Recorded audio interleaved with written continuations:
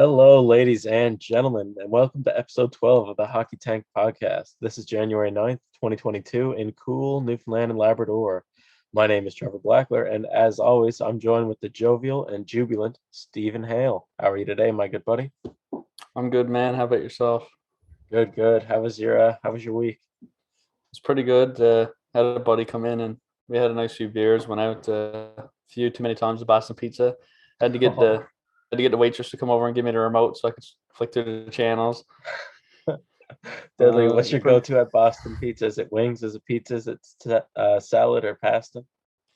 um, well, I'm a fan of their pizza, but I find it's pretty greasy, so it's not good on the guts when you get a Thunder mug or something there. Yeah, So, true.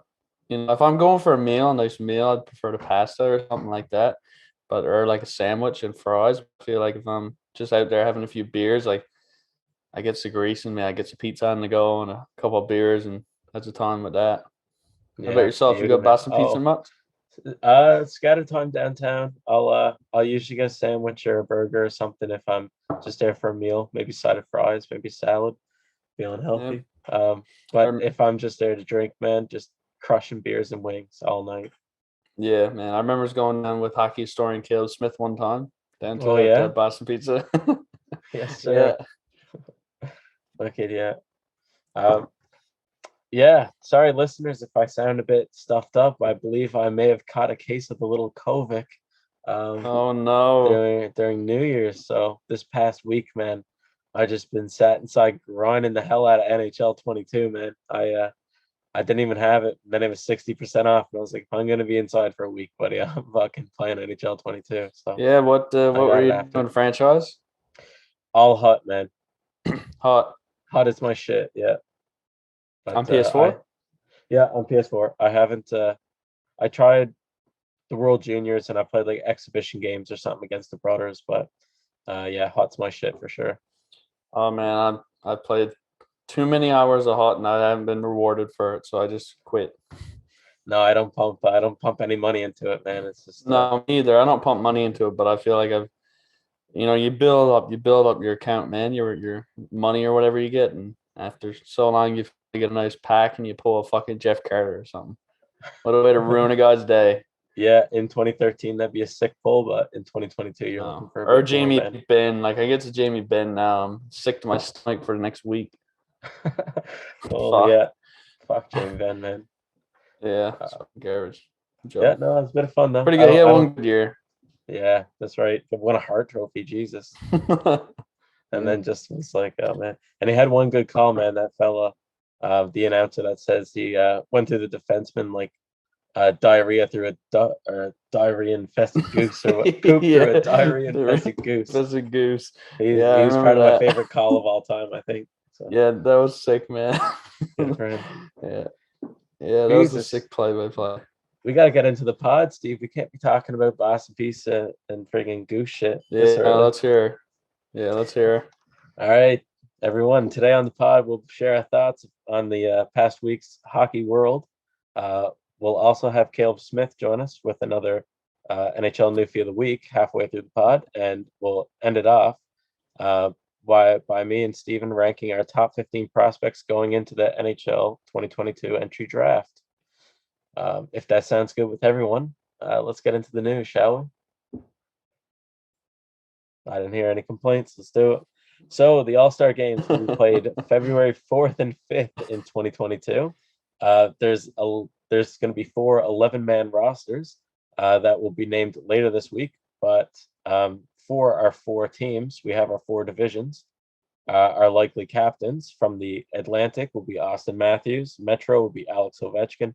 Central is Nathan McKinnon, and Pacific will be Connor McDavid. Um, any thoughts on rosters or captains here, Steve? Um, I feel like these guys have all been captains before. Yeah. Would you have liked to see a change, or would you have liked to see these My guys? favorite All-Star game was John Scott's All-Star game, whatever year I that gotta was. say too, man, getting in a fight with Kane and then being lifted by the boys. That is I a miss the memorable voting. one. I miss the voting, but I know why they did it because this is supposed to be the NHL's best stars playing in one arena, not whoever's got the funniest name or whoever's playing the worst. So I understand why there's no voting on so many players, but Yeah. I don't know. It's I like it when they mess around. I find it's pretty repetitive at this point. Yeah, no, Unfortunately. it's definitely fun to see some new faces, but you know what it is? This is about the fans. The fans bring in all the money, and this is who Yeah, the fans want to see. They're not going to yeah. bring players that they haven't heard of. They But don't want yeah, to see Cal Clutterbuck show up. no, man, definitely not him. He would No, he'd fucking have all these people in Lou body bags by Lamoriello the will be the time they only went. guy there. Yeah, nobody would be able to have facial hair. It'd be a nightmare, man. No. Yeah, Yeah, so that would suck. yeah, so these rosters are going to be announced Thursday. So I suppose on next week's podcast we'll We get can discuss into. them. Yeah. Oh yeah, we'll discuss like the big names. Well, I guess they're all big names, but then some fringe players who we could have seen swapped out. Yeah, that's true. I find and I don't have much to discuss with All-Star game because I don't find myself watching it very much. It's not something I go for. I'd rather watch a game of hockey. Yeah, I'll bring But something up to you now. Would you like to see different events in the All-Star like skills competition? One thing I I was like listening to 32 Thoughts with Jeff Merrick and Elliot Friedman, and they were saying that they'd like to see a backwards skating contest. Who could skate the fastest backwards? Because we've never really that'd be seen that. cool. That would be Yeah, cool. Just yeah. showcase some If different skills than what we're used to. find creative ways to get new skills out there and discuss new things because it's just the hardest shot, fastest skater, accuracy contest, and then they do the shootout. Yeah, the It's pretty breakaway repetitive, shootout's my man. favorite for sure. Yeah, I like the shootout too, and I like that they mic NHL players now. That's something good that they've done. I Yeah, mean, for I remember sure. Carey Price was mic'd one year, and that's the thing they're adding. But I think it'd be cool to have a little. I'd like to see the NHL players like a while back they had captains and they drafted teams and had like a Yeah, tournament. Phil Kessel I won the like that. car Yeah, yeah. way I back really when. like that. Yeah. I did too. So yeah, I'd like to see something like that again because I find it's quite repetitive, but I understand why they do it and for Yeah, the fans. So it is. I'll still tune in a bit, but I won't be jumping for joy or like losing my mind over it. no, for sure. But it's I'll tune cool. into the highlights on YouTube and on Instagram, but I probably won't watch live either. Yeah. So the biggest piece of news that broke this week, Steve, in my opinion, is Vander Kane was placed on waivers after his team said he breached the COVID-19 protocol for the AHL. What are your thoughts on this?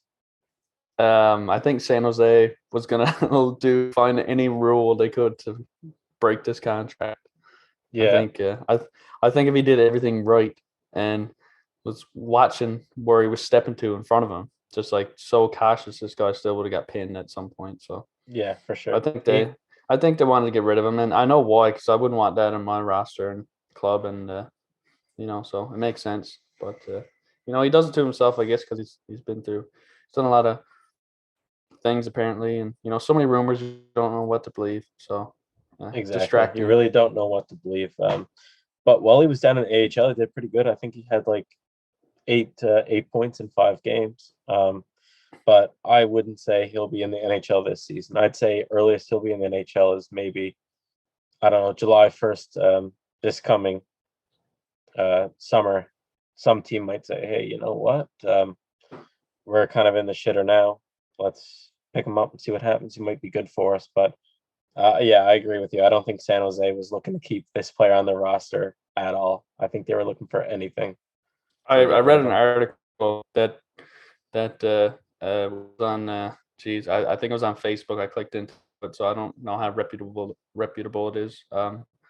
It was about the team decided months ago that Evander Kane would never wear a San Jose Sharks jersey again. So Yeah, I think they knew, and I think they were just looking to get him out any way they could without having cap issues, like with doing it a cap a way where they could just take it off the books completely instead of having to retain anything or pay it out.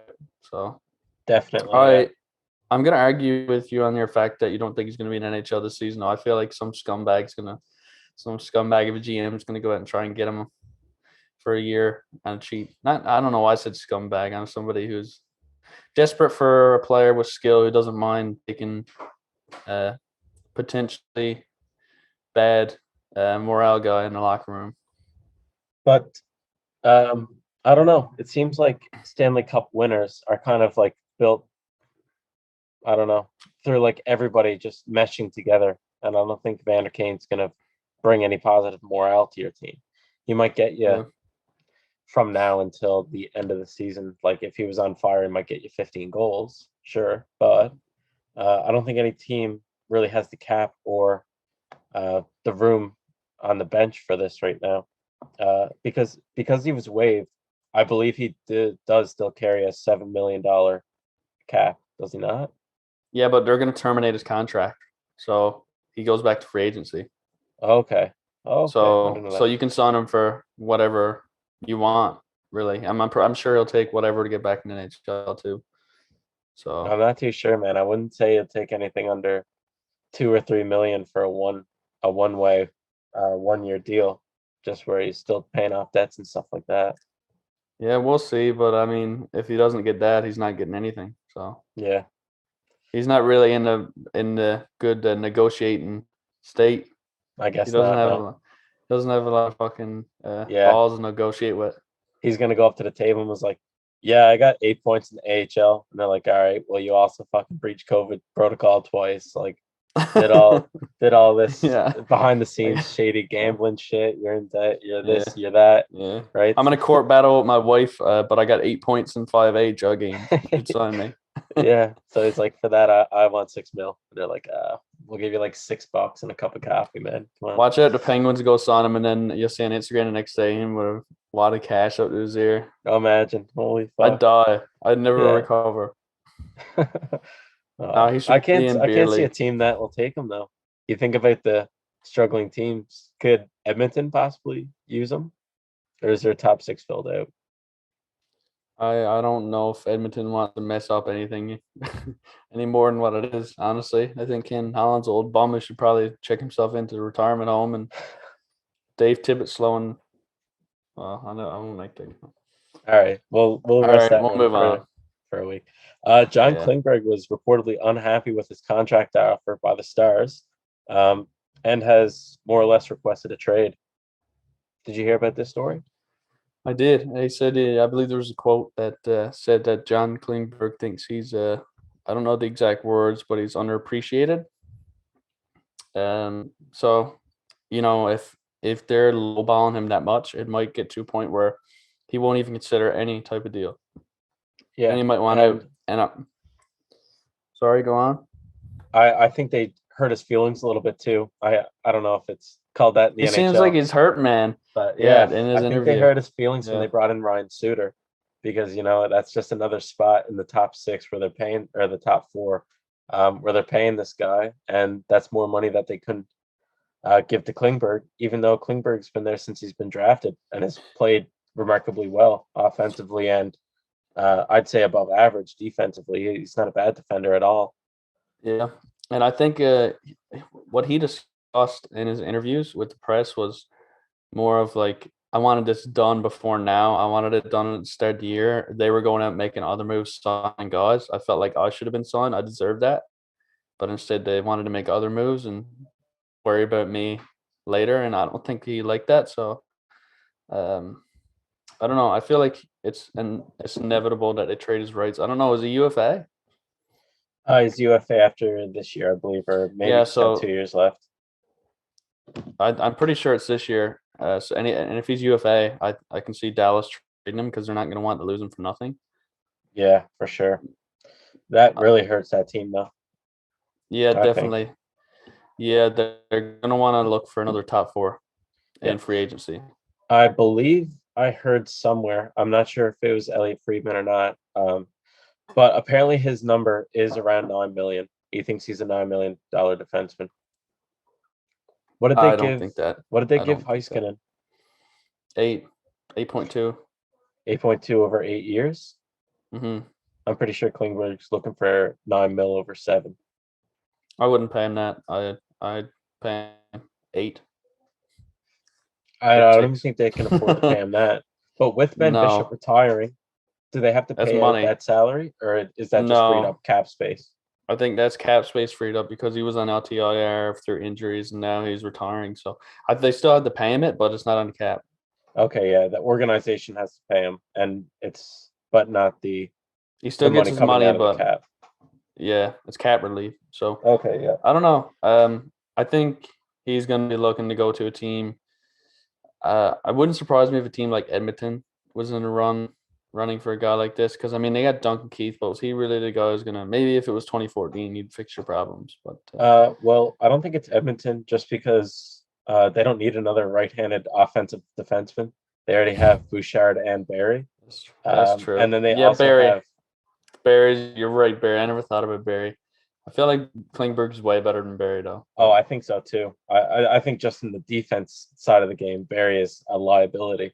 But he knows how to drive the play.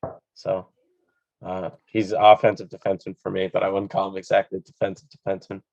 No, I don't know who I could compare Klingberg to. He's a huge defenseman. He's like 6'3" or something, isn't he? yeah, quick with the And puck, man. He makes good decisions. Good yeah, passing, really good passer.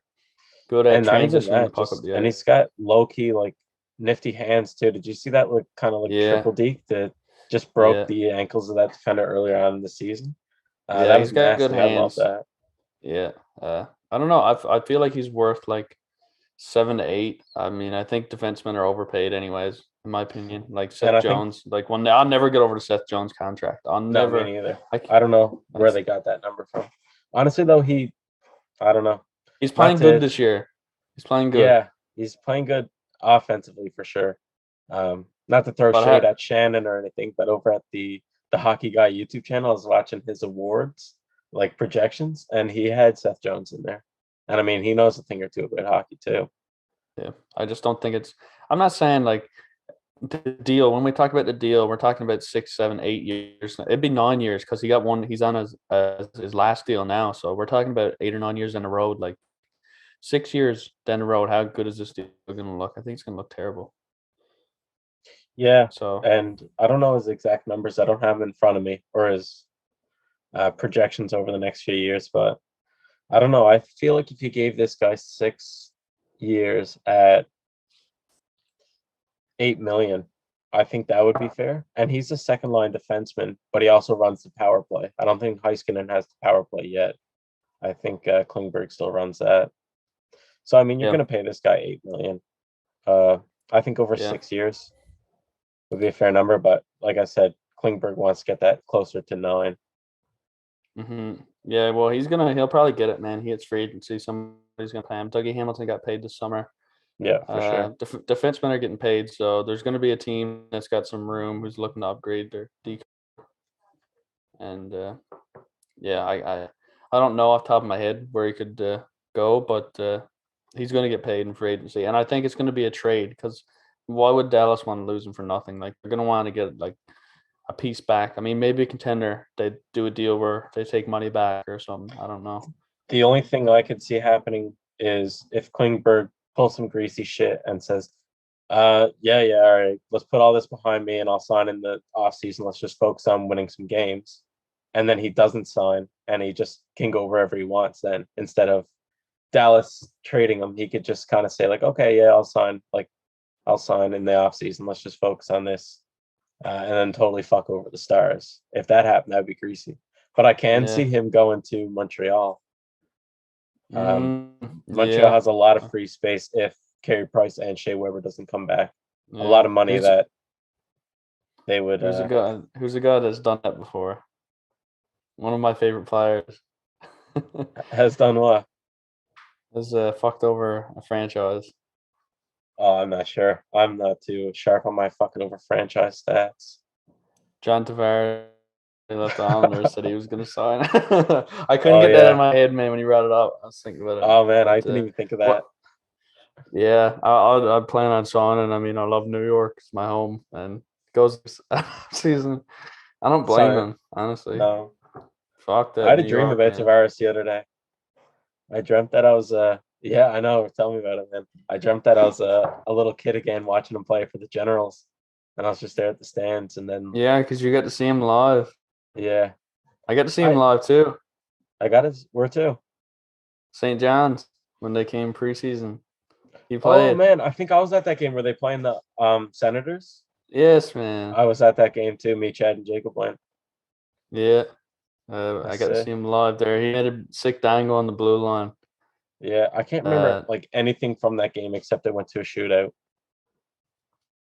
That was such a blur for me for some reason. Yeah. What'd you say? Marner scored on his own net. I can't remember that. I do. I never forget it. I wanted to go like blow shit up, man. I paid $100 and something for my ticket, man. I was there to watch the Leafs in Newfoundland. Great preseason game. Anthony Duclair was on the Oilers. I was on the Senators at the time. He was that's the year he had a lot of goals. Yeah. We did good with Ottawa, and I was like, man, this is gonna be a good game. We got some good players on both sides. And Marner went scoring on his own net, man. I'll never forget the fucking face palm I did. It's like that was the year he signed. I think they just gave him 11 mil too, wasn't it, or something? Yeah, it's a lot of money. It's like 11.9. Yeah. I remember I was carrying around an Austin Matthews and a Marner hockey card when I was doing skip the dishes because in the event that I had to go deliver somewhere and it was either Toronto Maple Leaf, I was going to get an autograph. Oh wow, that's sneaky smart. I know, man, but I never seen him. That's what happens when you get a business degree. You get a mind like that. Oh yeah, I'd say don't have it yet. We got to get through one more semester, man. Don't jinx it. Oh, you'll be fine. Yeah. Yeah, Tuukka Rask is set to return to the Bruins this season as well. He was going to play a game in the AHL. Sorry. Oh man, I'm sorry. I'm cutting you off a lot today. I'm sorry for that. No, that's all right. For the viewers listening on the podcast, Steve and I are ripping beers right now. We've got twist off, so yeah. When we keep getting try again, and by golly, I think we're going to keep doing it until we win. Tuukka Rask is set to play for the Bruins. He was going to play this weekend in the AHL with Providence, but there was, I don't know what there was, delays or COVID protocol, so he never ended up getting his games in. But at some point this season, we will see Tuukka Rask in a Boston Bruins jersey, so that's exciting. I forgot. What are they gonna do though? Like with Swayman and Ulmer? Swayman's allowed to go into the minors. He's still on a two-way? Yep.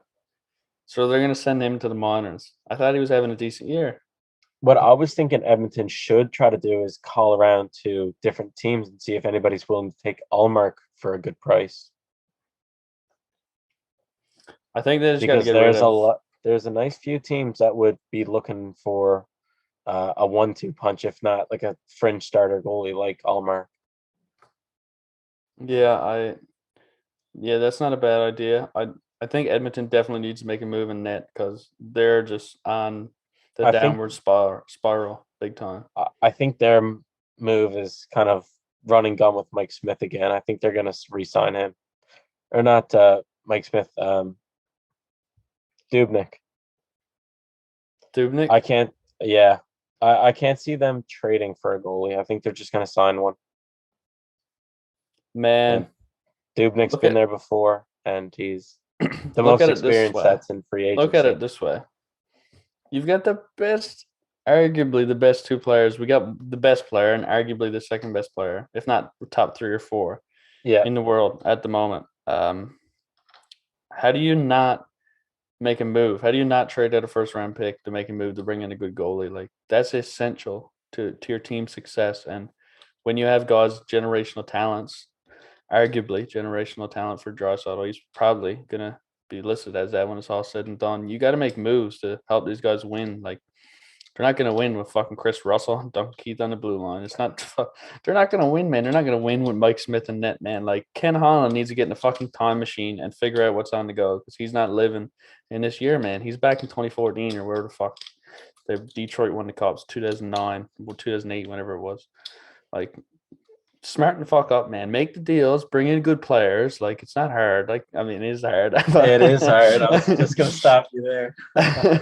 But you got to get it together, man. Like, you look at the GMs who've made smart decisions, brought in good players, young players on deals, and they've produced well. I mean, it happens on every team in the league, and the Oilers have no offense below the top six. They don't even have a well-rounded top six, in my opinion. I think if they never brought in Hyman, it'd be a shit show there. He's helping out on the penalty kill and whatnot. Who's their third line center? Usually Nuge, but he's out with injury right now. Yeah, and Derek Ryan's there too. I mean, he's a good face-off man, but you're bringing in Ryan McLeod, isn't it? Yeah, but he's not Young a proven player. scorer. He's not a proven No. scorer. Like you He's need not a proven proven scores. NHLer yet. Yeah. They should have brought in a guy like Blake Coleman this offseason for the third line or something. Bring in some guys to fill out the roster who you know can score. You need talent in the bottom six too. You don't just need fucking goons who don't do anything. Zach Cassian, man, he's nothing more than a beer leaguer. I think, yeah, I don't know. You definitely need to do this because McDavid and Draisaitl aren't going to stand for this shit much longer.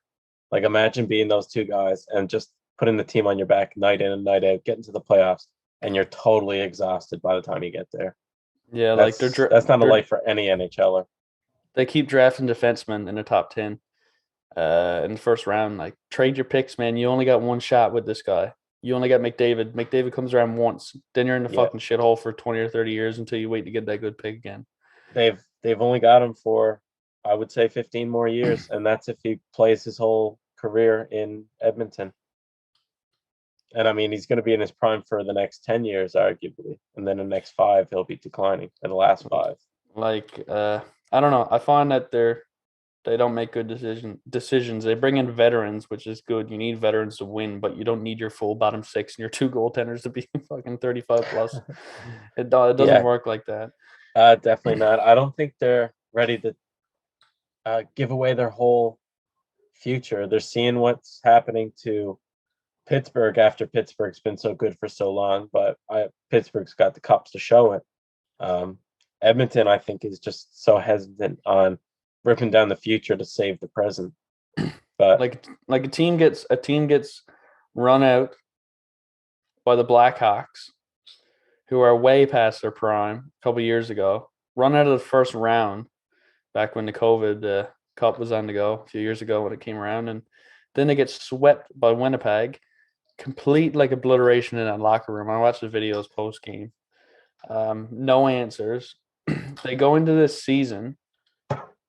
They start well, but they don't make any significant moves.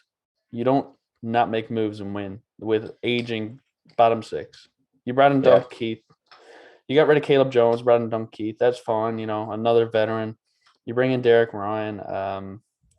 I can't even think of their bottom six because I think it's just that big of a fucking state. Honestly, they don't have solid players. Like, you can look on certain teams and say who's in the bottom six. You know who those players are, and they're consistent. But with this team, there's no consistency off the top 4 or 5 players in the lineup, even on the blue line.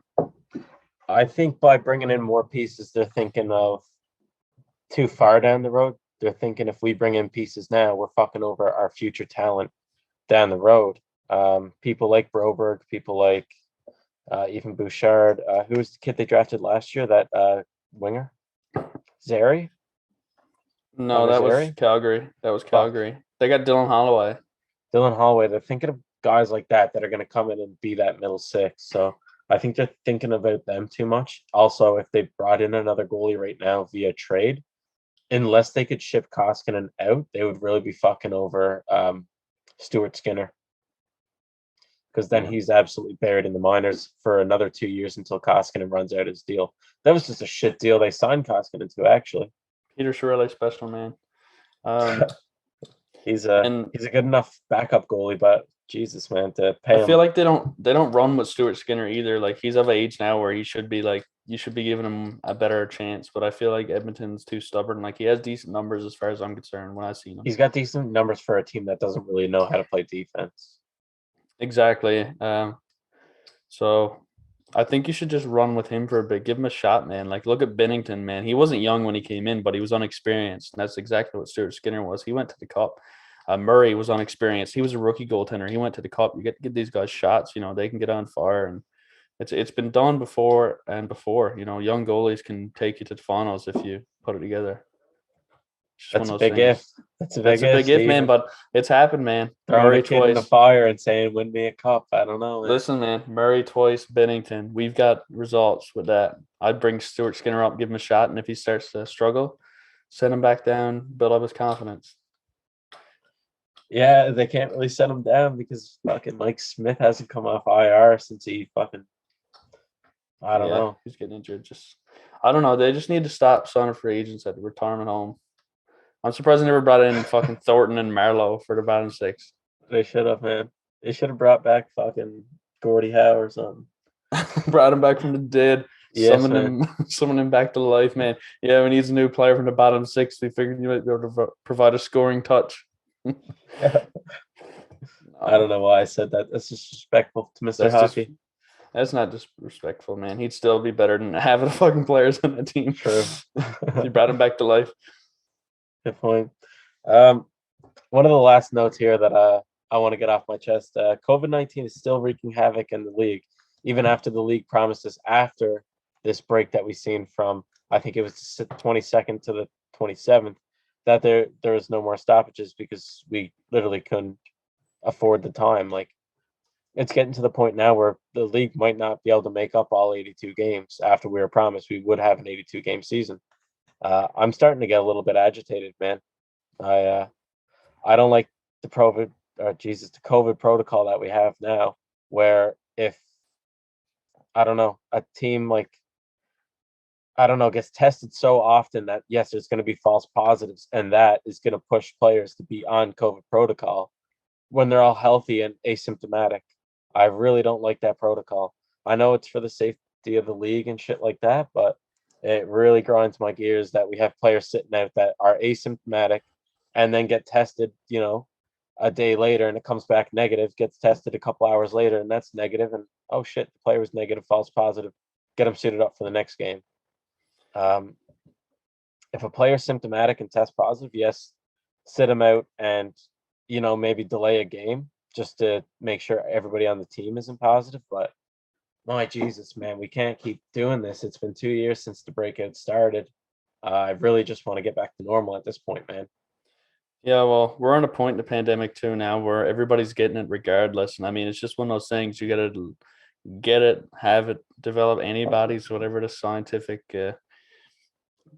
is behind it. You got to evolve from it now. And I mean, everybody's getting it. Even Newfoundland at some point there was only 100 cases a day, and that was the highest for like a year plus. And now we're getting 400 a day. Like, I mean, it's spreading, and it's spreading so easily. I mean, everybody's getting it. I think we just gotta find a way. I got it. So I'm still screaming fuck COVID. Yes, man, exactly. Man. Like, we just got to learn to live with it and keep things running. We can't shut everything down like we used to. That's my opinion. Like, just gotta, I don't know, find ways to not ruin things that are scheduled as much. I don't know. I know it's hard, and I know you want to do what's safe, but I don't know. Yeah, I mean, there's a lot of money on the line for this stuff too, right? So. Yeah, I don't know, man. I'm getting sick and tired of it, man. I want it to fuck off now so we can get back to normal life. But yeah, man, it's it sucks, but I mean, even for me too, online school now, I'm doing a very hands-on program dealing with the animals and stuff like that, wildlife and dissecting, biology labs, these sort of situations. I don't get to experience it like I would normally. I mean, I will eventually because we had to do some stuff hands-on because otherwise the course wouldn't be able to exist. But it's not the same either, atmosphere with your classmates, in college. So I don't know. It's just kind of affecting everything. It's been affecting everything for so long, like travel on planes, whatnot, and isolation. It's just pretty annoying. Enough is enough, man. Spread it to everybody. Yeah, I might go out kissing babies later on. I don't know. No, I probably won't kiss babies. I'll kiss the old people. Fuck, no, that's even worse. Is that because you have COVID or just because? Oh man, I just love just babies, because, man. Just loves babies. I'd do it anyway. This is my schedule. Right after this podcast, my scheduled baby kissing hour. So I don't know. I guess I'll have to sit out a week now. Fuck. Yeah, man. I'm gonna have to join you. I'll just go knocking on doors. Can you come in? Yes, man. Door to door. Any baby kisses allowed in? No. Any babies in here? No, we get to stop, man. Yeah, no, that's enough of that. Yeah, that's pretty much it for me, man. Moving You got on. anything? Got Well, any I'm more not news? sure. I'm not sure if we're gonna be. I'm not sure where Caleb's doing. I don't know if he's gonna be on right now. So should I attempt this, or should I? All right, for the folks at home, Stephen ventured out into the wilderness and come back with one Tim Hortons Team Canada pack. Unfortunately for our podcast only listeners, you won't be able to see it, but we'll do commentary. That's on why it. you're supposed to subscribe to the YouTube channel, right there. Exactly. That's one reason. Are we posting hits on Instagram? What? Are we posting this pack opening on Instagram for the Instagram users? Yeah, we can post this on Instagram. I'm gonna open it right now. You can see Marie Philip Poulin. I think that's how you say it. Sidney Crosby and Wayne Gretzky. And I think it's only 3 cards. I got it because I got a hot chocolate, medium hot chocolate, and I got it for $1. So I was like, Nice. this will be good for the podcast. All so right, we're gonna man. open it up. We're gonna slice her open here now. Please don't tell me I'm gonna look stupid because I can't open. Okay. She's open. It's cracked. Okay, I'm not even gonna look at them. I'm gonna face them. All right, you gotta reveal the card to us first. I'm not even looking at them. I'm gonna throw it up here. You guys can see what it is. All right. I can't even see. So your first card is one Jason Spezza base card. Very nice card art there. Flashy, shiny. Yeah, a nice Beautiful. A on his jersey. When was this? Yep, This number looks 90. like world championships at the end of the year when they miss playoffs. I'm not too sure. Yeah, I think he it is. doesn't Look look at the young, patch. so it's definitely Look not at the World patch. Juniors. Yeah. Yeah. Okay. I think it's world championships. It yeah, is. it is. Yeah. It says here 2015 world championships. So that's when he I was was gonna on say because Dallas. it's not young there, so it wasn't World Juniors or anything. Yeah, he played 10 games and he had 14 points. So good world junior or world Deadly, championship. man. Jason Spetz, Yeah. everybody. Yeah, okay, that's card 1. Now I'm gonna try not look at this one. Show it. Okay, let's see what we got. Turn it down. Yeah, like that. Who is this? So we have an insert of Jonathan Toews. We have a championship medal. Very nice. Gold medal. Yeah. Was this in Here we Sochi? go. I'm looking now. I'm reading it back. Taves' deciding goal and insurance tally set up on January 5th, 2007, clinched Canada's World Junior Championship gold with a 4-2 win over Russia. So this is World Juniors. Oh, that's World Juniors. Nice. Very I think nice he's card wearing out there. 09. Yeah, that's a nice card. It's got the little. Yeah, gold. you're gonna have to melt that down and sell the gold. Yeah, I'm gonna have to, man. Money's tough these days, man. Hey, we got to keep the lights on in the podcast, man. Yeah, here we go. Last card. Last card. I hope it's a Ryan Smith. I don't know if there's even a Ryan Smith card, but if there was, I hope it's a Ryan Smith card. All right, Since we I'm talked so hoping for much shit about Bedard him. or a Wayne Gretzky here. What do we got? Hey, we got it looks like World Juniors. Jonathan Toews. He's following us around a little bit here. Nice. Let's go. Well, what can you tell us about that card, Steven? What's on the back of that one? I can tell you that it's gonna go in the fireplace. Nice. You got to heat the home, man. Got to heat the home. No, Tough I just times. don't. No, I'm joking. He's a good player. It says here. It doesn't say like when this picture was taken, but it says it's got his stats from when he played in Team Canada and like World Cup stats and stuff. But he looks way too young in this picture. Yeah, no, it looks like a World Juniors. Sure. Yeah, I think it's probably his first World Juniors when he wasn't. I think he was captain or something. So. Yeah, he's 29 in that, so it doesn't look like he got to pick his number, but definitely when he went back in the next year.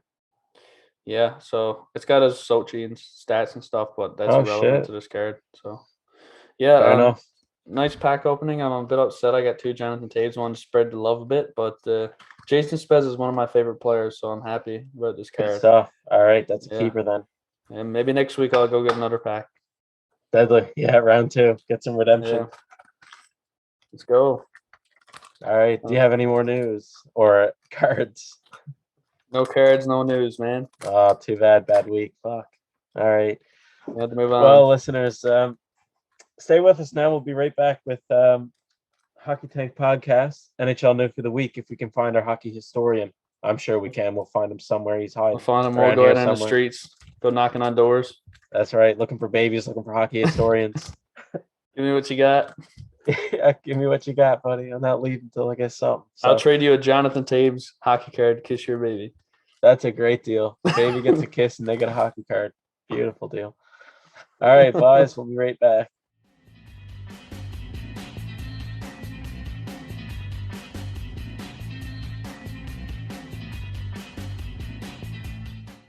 Hello, everybody, and welcome back to one of my personal favorite segments, NHL Newfie of the Week, with our own hockey historian, Caleb Smith. How are you today, man? Great, buddy. How are you? I'm not too bad. Which Newfie do you grace our presence with this episode? This episode, I'm bringing you Jason King, a right winger from Corner Brook. Jason played 3 seasons in the Quebec Major Junior Hockey League with the Halifax Mooseheads.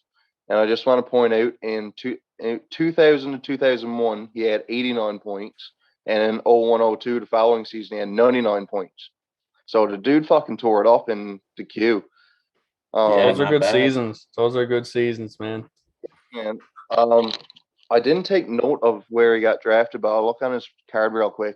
He was drafted in 2001, 212th overall in the 7th round by the Canucks. So, like, I mean, taking a fucking 89 and 99 point score in the 7th round. I don't know.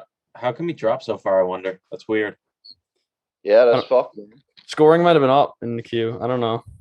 That's Weird. weird, It's though. always up in the queue. There's no defense in that league. No. Yeah, for sure. That's probably the weakest league of the Canadian the Hockey CHL League. teams, I would say, just for defense. Like, it's not an all-around game. It's just all offense. Most people say that too, but then you see, like, when it comes to the Memorial Cup, like, there's a scatter Q team that do end up winning it. So, I mean, you never know. But Memorial Cup is different, right? It's only a short tournament. Yeah, didn't the team with Noah Dobson on win it? Like the Bathurst or something? Whatever the fuck they're called? Acadia something, yeah.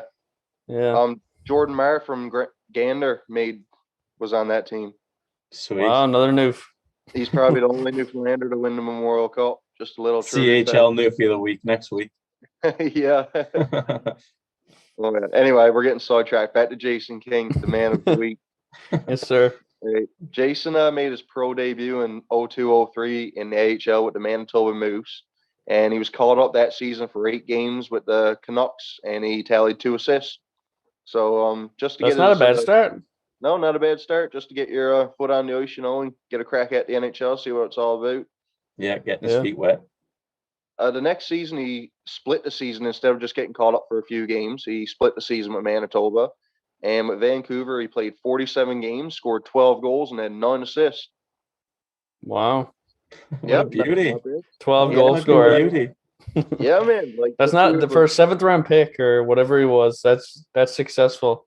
Yeah, for sure. And he played on a line with the Sedins, and they called him the mattress line because it was 2 twins and a king. Oreo line. That's sick, man. That's pretty. That is sick. Anyway, this was in 03-04, and in 04-05, obviously the lockout hit, so he was stuck playing in the AHL. He didn't go overseas like most guys did. He stayed in the AHL. And during that season, he had a serious concussion that took him like months to recover from. And I think this was a pivotal moment in his career because things kind of went downhill from that season. He played with Manitoba up until 06-07. And after that season, the Canucks offered him a qualifying offer, and he straight up turned it down. And he said, "I'm going to Sweden." And he went and played 1 year in Swedish league. But after his year in the Swedish league, he said, "No, this, I guess, is not for me." He came back to North America, and he signed with the Portland Pirates of the HL. And that season, he got called up for 4 games with the Anaheim Ducks, but he didn't score any points. And that would be the last time that Jason King stood on NHL ice. Wow. That's too bad. Maybe he should have signed that. Yeah, he should have signed that qualifying offer over in the lockout, man, and I think tore it up there and then come back. I think the reason he didn't sign, though, like after in 03-04, he had fucking 12 goals and 9 assists in 47 games, and then he had that concussion, and he was just buried in the minors. Like, they didn't call him up at all for 3 seasons. So I guess he said, like, fuck you guys, I'm not getting anywhere here. I'm going to go try things overseas, I guess. And it didn't work out over there, and he came back, and it still didn't work out. And I got a feeling like it was that concussion, man, that fucked him up. Most Yeah, likely. he might have had attitude swings or mood swings after that. I know that's common after concussions and any head injuries like that, just like that. True, but he probably just felt betrayed too, that he wasn't getting his reps in the NHL after having a pretty good season before. Absolutely, man. He's probably thinking, like, why? I mean, if I never had this concussion, I probably wouldn't be in this situation. So why are you doing this to me if I'm back? Stuff like that. Why are you burying me? So, it's true, man. It's unfortunate. But he didn't stop playing pro hockey. In 08-09, he went over to Germany, and he played 3 full seasons in the DEL. And after he was done there, he came back to Newfoundland and finished his pro career for the St. John's Ice Caps in the AHL. He played 2 seasons. Yes, sir. That's awesome. A good way to tie the knot. Oh, hell yeah. What better way to come back and play for the Ice Caps, man? What year was that? That must have been close to 2010. That was 11-12 and 12-13. Nice. Yep. So little things that stood out in his career in the QMJHL in 2002, he was the leading goal scorer. He scored 63 goals. That was the year that he scored 99 points. Let's go. Give Ovi a run for his money. That's crazy. That is insane. But other than that, he was also an AHL All-Star in 2005, so he got to play in the All-Star game. Awesome. Good on him. Wow. His NHL totals were 59 games played, 12 goals, 11 assists for 23 points, and he only had 8 penalty minutes. So this dude was pretty disciplined. Yeah, clean guy. Yep. For a 7th round pick, though, that's still not a bad career. Even though, yeah, I mean, even if he had never had that concussion, he might have had a better career, right? So definitely, even with the concussion and still not doing what he hoped to do, he still had a pretty good career for somebody selected that low in the draft, in my opinion. He got to go over to Sweden. He got to go to Germany. Solid AHL career too. Make the best of it. He was an AHL All-Star. Exactly. A lot of players that are 7th round picks don't even go like past juniors very far. They're just fucking playing like U sports, like university. And who the fuck wants to play that? Nobody. Usually after like the 4th round, it starts really simmering off on who actually makes it to the NHL. So that's great to see him make that. I'd like to find out. I'm going to dig on that, Kale, to see why he dropped to the 7th round. That's so weird. If you can find some video footage of the actual concussion, that would be cool. Well, not cool, but I'd like to see the hit or whatever happened. Yeah, most likely a hit because he wasn't a fighter or anything like that. So definitely an open ice hit or something. Probably jarred him. Yeah, overall successful career, I would say. Yeah, one of the more. That's an interesting career considering how good he was in juniors and how he probably could have translated it to NHL, but obviously concussions are serious injuries, and we're starting to take them more seriously than we did when he probably got injured. So yeah, that's right. He was probably like ahead of his time, man. He took it more serious than they thought, and maybe that's why he got buried as well. Who knows? Could have been, man. A lot of people just try to play through it and just for their coach's sake, but he actually took the time to try to heal. So good on him. Yeah, man. That was only his playing career. He actually has a bit of a coaching career too that I forgot to mention. Oh, I love that. Oh, hit it. Lay it on us. I love coaches from Newfoundland. Right after his season with the Ice Caps in 12-13, his last pro season, he was hired right in August of 2013 as an assistant coach for the Ice Caps. So they took him right away. Sweet, and why wouldn't you? Hometown kid. Yeah, man. So he was probably an assistant coach for the Ice Caps when they went to the Calder Cup finals there in 2014, but they lost to fucking Texas. Yeah, they got shit on. I remember that. Yeah, I think it was a 4-1 series. Mm-hmm. Yeah, you were telling me about a stud that used to be on that team, Stephen, but we can't remember the was it Texier? Alexander Texier?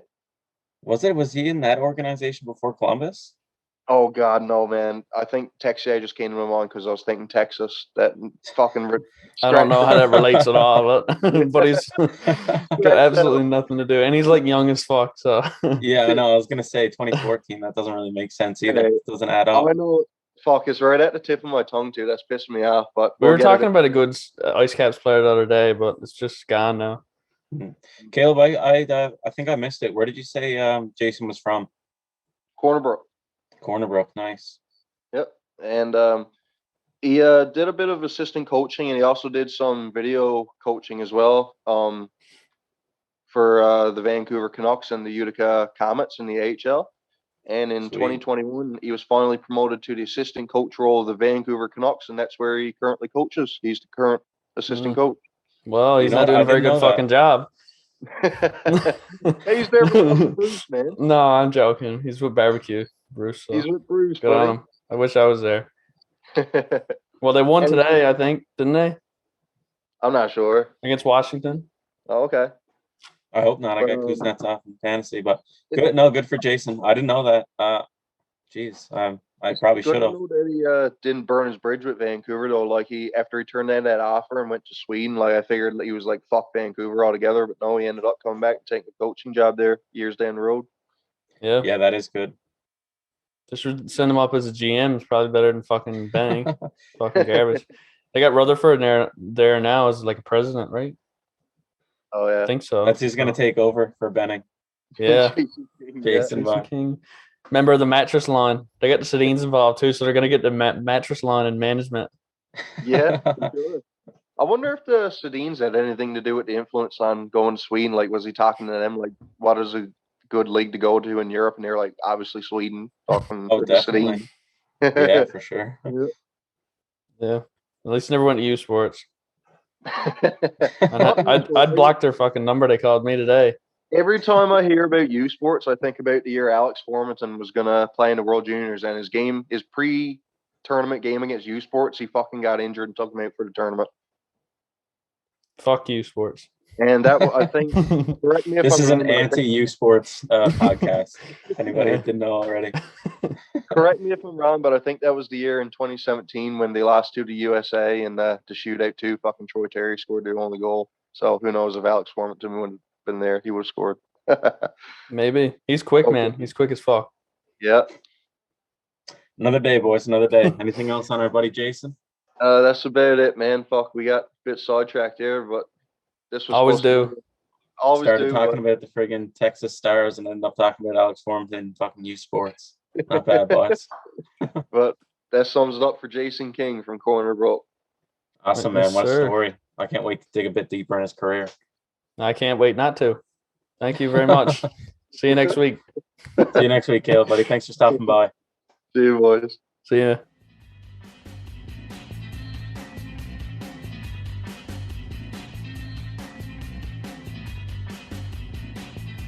Welcome back, folks. Thanks for sticking with us through the news and hockey tank NHL Newfie of the week. I'm sure it wasn't too much of a burden on you guys.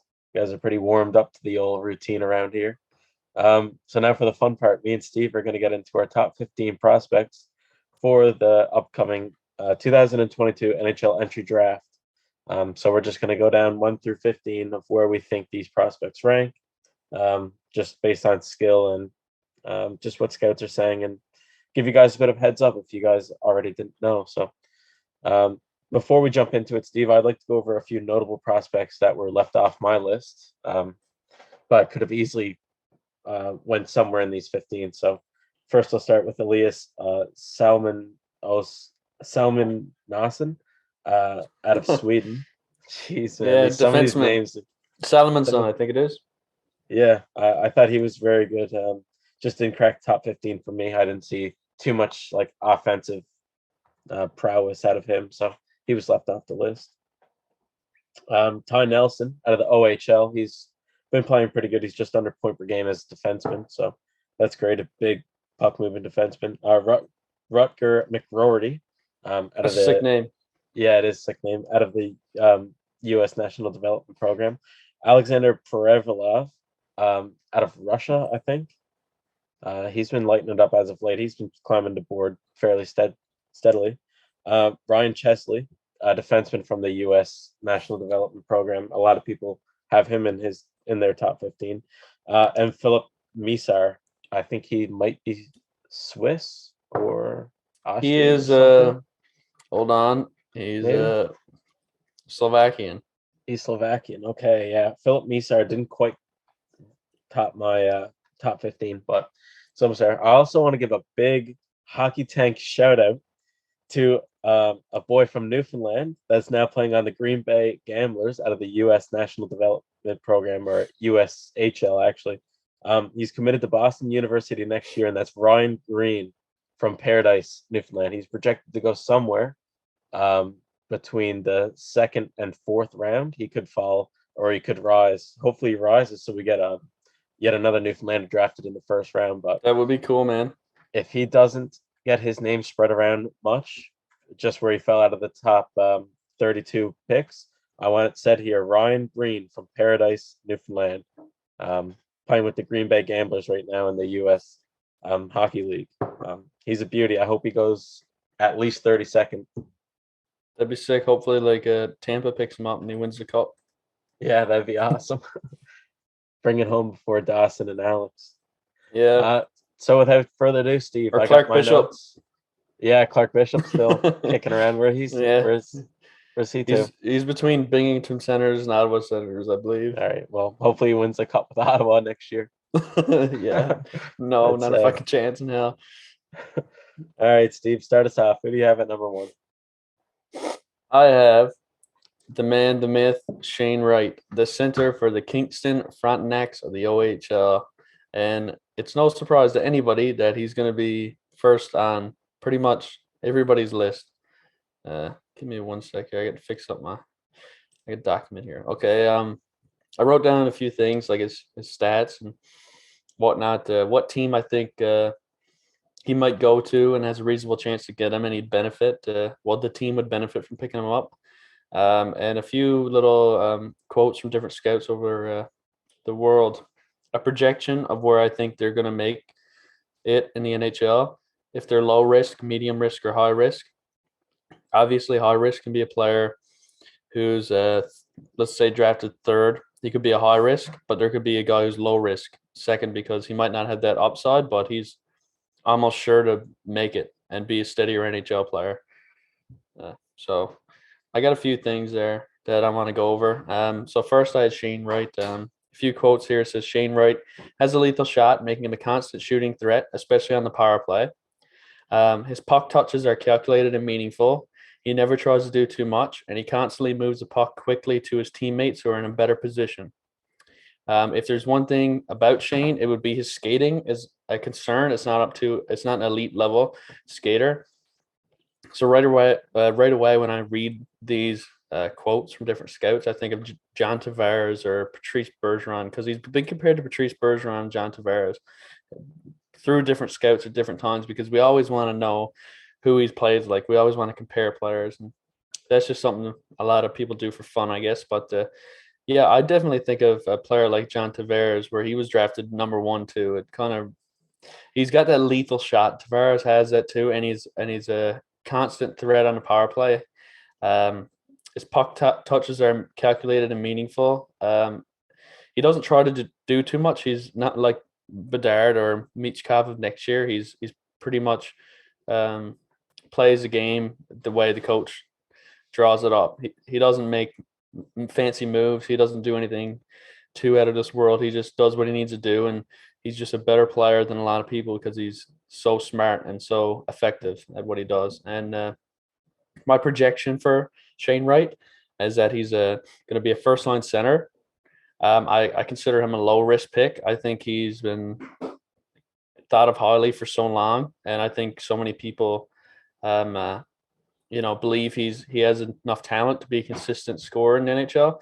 And a team that I think would benefit from him and probably going to have a chance to get him is Arizona Coyotes. I think this is the year the Arizona Coyotes can snag up a talent like Shane Wright. And you're wearing the fucking jersey for it, man. You got it. I got the Kachina on, yeah.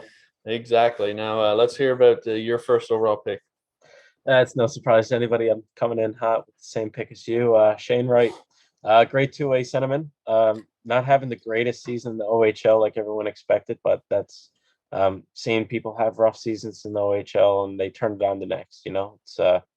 It's not odd to see a player. Yeah, sorry about that. Caliber. I forgot to mention his stats, so you can do that. Sorry about that. All right, yeah, I gotta carry this podcast shot. Yeah, no, fuck sakes. No, as you guys at home probably already know, Steven is gonna have a lot more on these prospects than I do. I just have a small little write-up.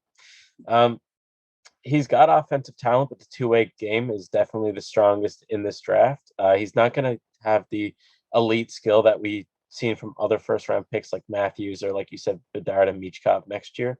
But his overall game is there already. He's ready to come into the league and probably be a successful third or fourth line center to start out. Yeah. He's got a hard, accurate shot that it easily fools a lot of goalies. He's very deceptive, and like you said, just he doesn't touch the puck and just throw it in the corner. You know, he really has that high hockey IQ that you want to see from a first overall and hopefully a top line center. So with all that said, he's got 11 goals this year, 30 and 30 points in 22 games played with the Kingston Frontenac. So he's 8 points above point per game. Not bad at all, but not what we quite expect from Shane Wright after his big rookie season. No, I was thinking more out of this world point totals, probably between 40 something points now, like double point per game close to. But, you know, there's a lot of different factors that plays into that. So I wouldn't look too much into it because he's still a all-star talent. Yeah, for sure. I think so too. And I think he will hang on to the first overall spot, even though there's some skilled centers, wingers, and defensemen coming in right behind him. Like I said, his all-around game is there right now. And I don't see a team risking losing that right now just to pick up a player who might throw in an extra 5 or 10 points a year, you know? Mm-hmm. Yeah, that's all a right. Good pick. On to number 2. Who did you have here? On number 2, I have the second most ready NHL player, I think, who's ready to jump in. I have Joakim Kemmel. He's a winger. Plays with JYP in Liga. So far, he's played 21 games. He has 12 goals, 6 assists for 18 points. Playing with men, he's almost point per game in Liga. It's pretty impressive in a draft year to do that. A few quotes from scouts is he is an active stick forechecker as he looks to force quick decisions with the puck by extending his stick out. So he has a very active stick, likes to disrupt plays with it. And his shot is his calling card, and he finds the most success when shooting one-timers. So he's pretty good on the power play, and he likes to get shots off quickly, usually snapshots or slap shots. He does struggle with acceleration. It becomes evident when defending in the neutral zone. So not the best on the back check, and sometimes acceleration, like he doesn't get to top speed really quickly. So it's not the same sort of thing as Shane, where Shane Wright skating is more of his overall skating, but his it seems Kemmel is slow to reach top speed, but he's going to work that out. That's something that's easily fixable. So yeah, I think he's ready for the NHL. I think if he does go second, like I predict, him and Shane will jump in right away. My projection is a top 6 winger. I think he's low risk. I think he's pretty much gonna make it, and I think he's gonna do well. A team that I think would benefit from drafting him, I chose and going to be in a reasonable area to draft him is the Ottawa Senators. I think the Senators need players who can jump in right away. I think they've been waiting for so long, and I know the Senators want an all-star center, but at this pick, I think Kemmel will benefit. I know they're moving Stutzel to center, and I know they have Pinto, and they got a couple guys in center. They have Josh Norris. So adding another winger, you always need wingers.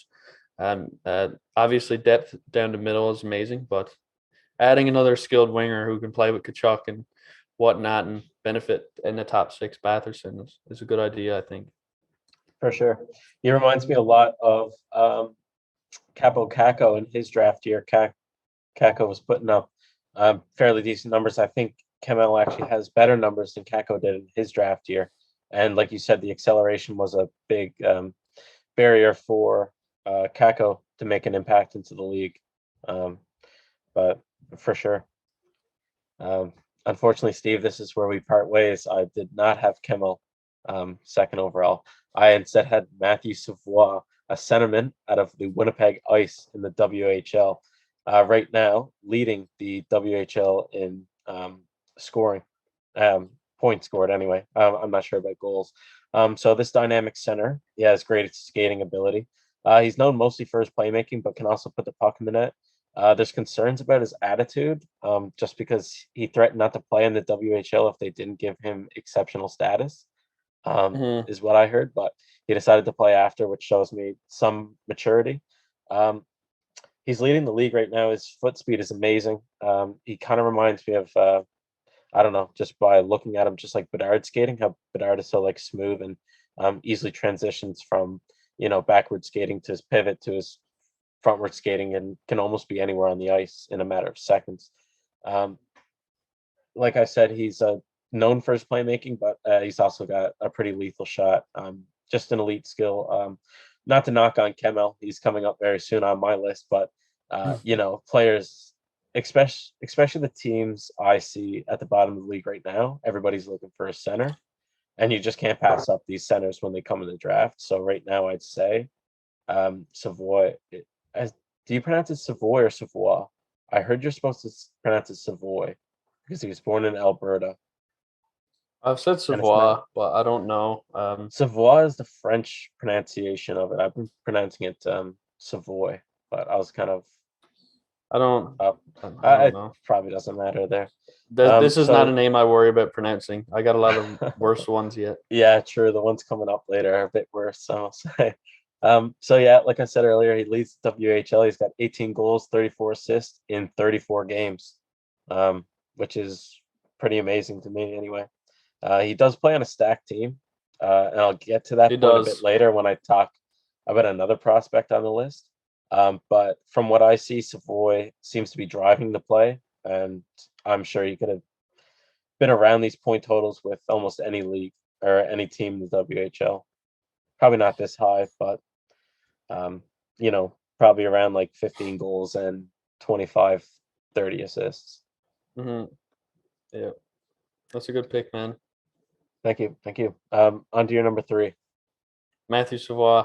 Nice. We'll get right into it. Get Savoy out of the way. Yeah. Good stuff. Center, Winnipeg Ice, like we said, 52 points, 34 games. Some quotes from scouts.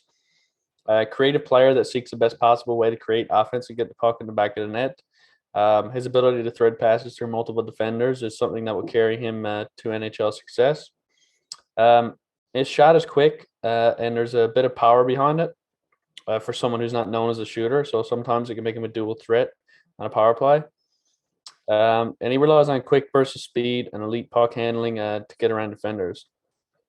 And I don't have not every player I have what their knock is. I just got some quotes. Some quotes mention what they're having difficulties doing. For Savoy, I don't have anything there. I'm sure there's a few things that he doesn't succeed at, but he seems like a typical scorer. I don't know. I heard he's a bit of got a bit of a bite to him. He's a bit of a tough player. Like, he's not big in size, but he's kind of a rat, like Marchand.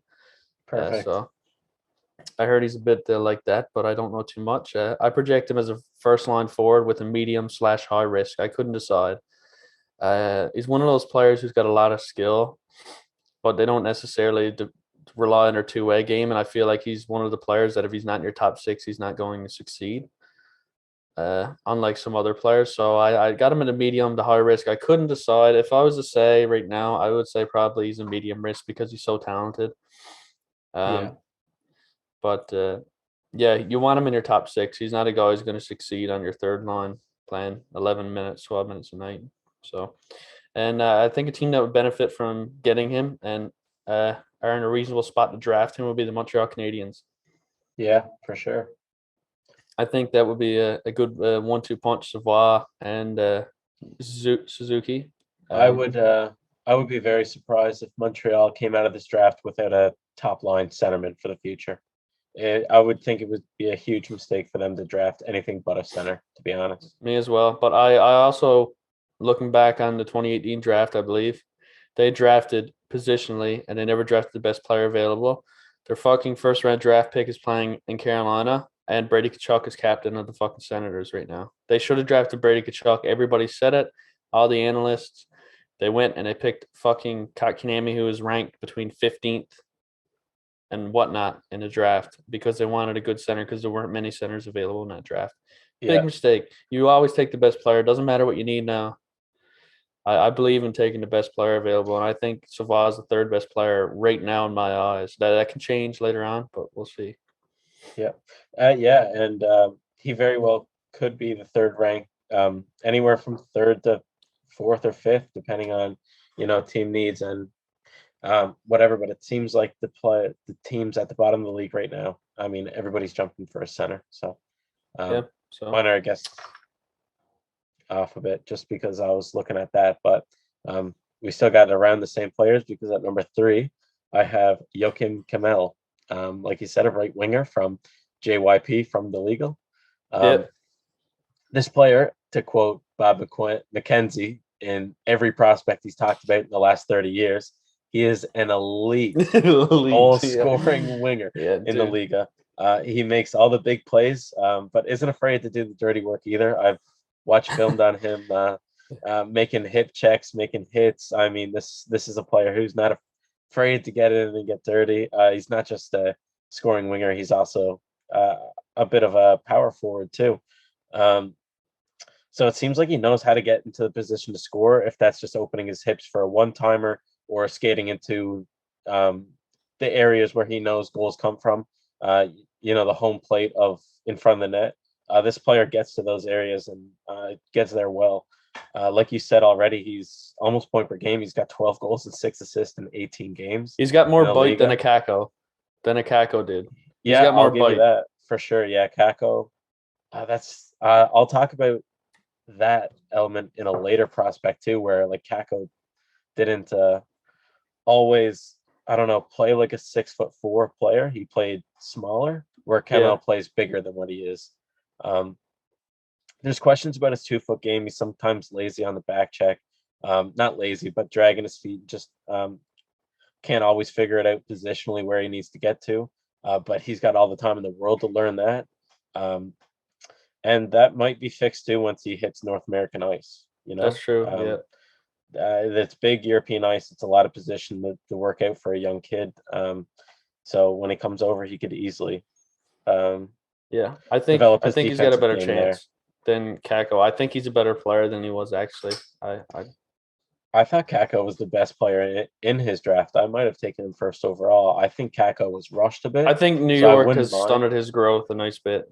Yeah, I wouldn't mind seeing Kamel playing the AHL, even if it's half a season or a full season, just develop on North American ice and not be pushed into those situations. The AHL doesn't hurt anybody.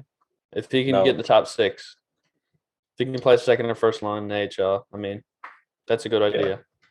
No, I don't care if you're first overall on my team. If I was a GM, I'd also always put you through a development process. I get you to learn the organization from the bottom up, and I think that makes the best prospects. That's what ruins a lot of high picks, man. They just get pushed into it. You're a high pick. You got to succeed. Go. Especially Europeans, who's always been put on bigger ice, and now they're forced into a tighter, faster different game. Yeah. I mean, Kako's foot speed was probably fine from wide open spaces, and Kamel's is fine for the wide open European ice. But it's a lot different in North America, and with all the fans too, it's a lot of pressure for a young kid. It definitely is. Yeah, so that's a good pick, man. Yeah, thank you. We just switched our 2 and 3. Let's see if we can keep this going. Who do you have at 4? I have a player I'm going to mention in a sec. I got to get the bottle cap for my cat before she chokes on it. Give me 1 second. We don't need to put stop. Just give me a second. Yeah.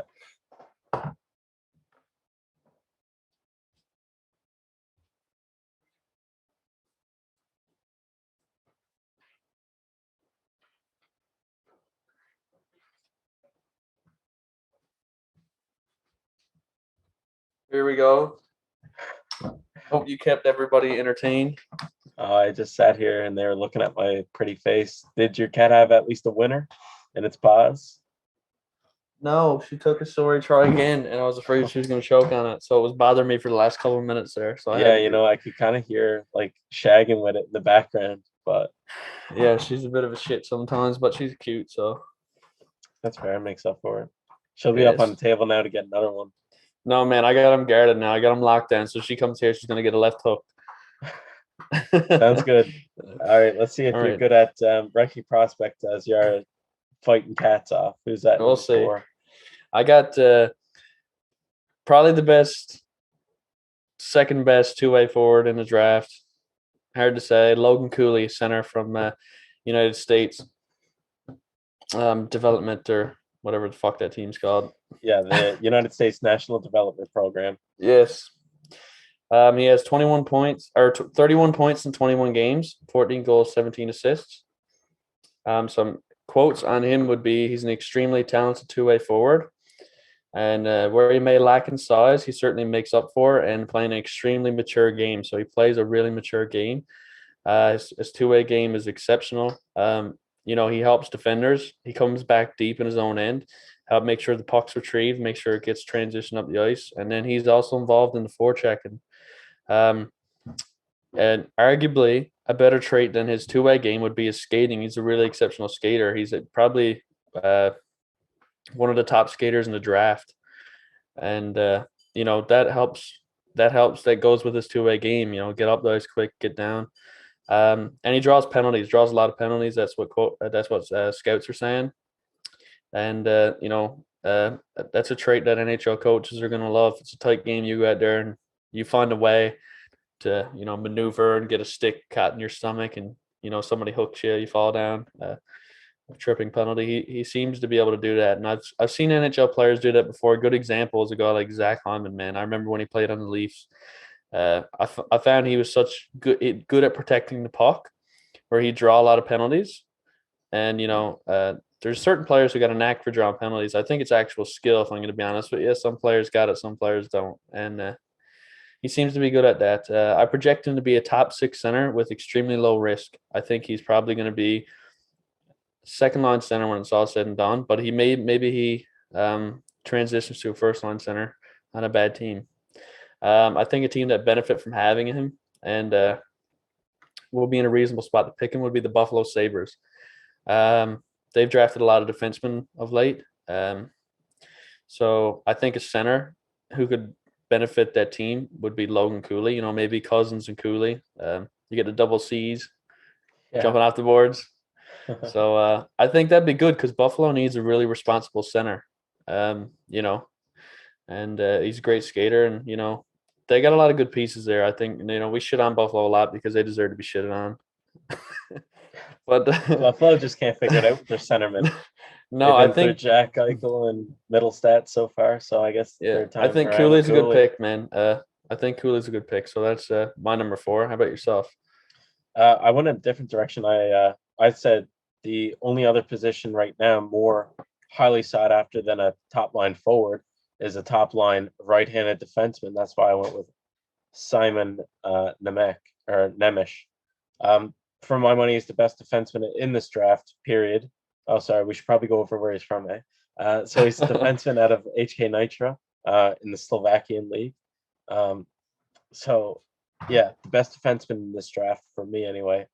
He's got a great shot from the point and a terrific skater. He's so good at going up the ice on rushes, but also getting back too. He's very smart with the puck. He's a very smart defender, and he doesn't make too many plays for a young skater playing against men. There's room for growth, both physically and mentally. Sometimes it seems like he's rushed with the puck and he doesn't realize either how good he is or how much space he can occupy at a time. So there's a bit of work to be done on that. But all the same, he's got a lot of time to work out that. There's a couple knocks on this player just because the Slovakian league isn't the best. But as a 17, 18-year-old playing against men, I mean, if you're playing that level of hockey, you're doing something right. So I wouldn't give in to that too much. I still think he's the best defenseman in this draft and is definitely going to be a top pairing defenseman someday in the NHL if he keeps up this trajectory he's on.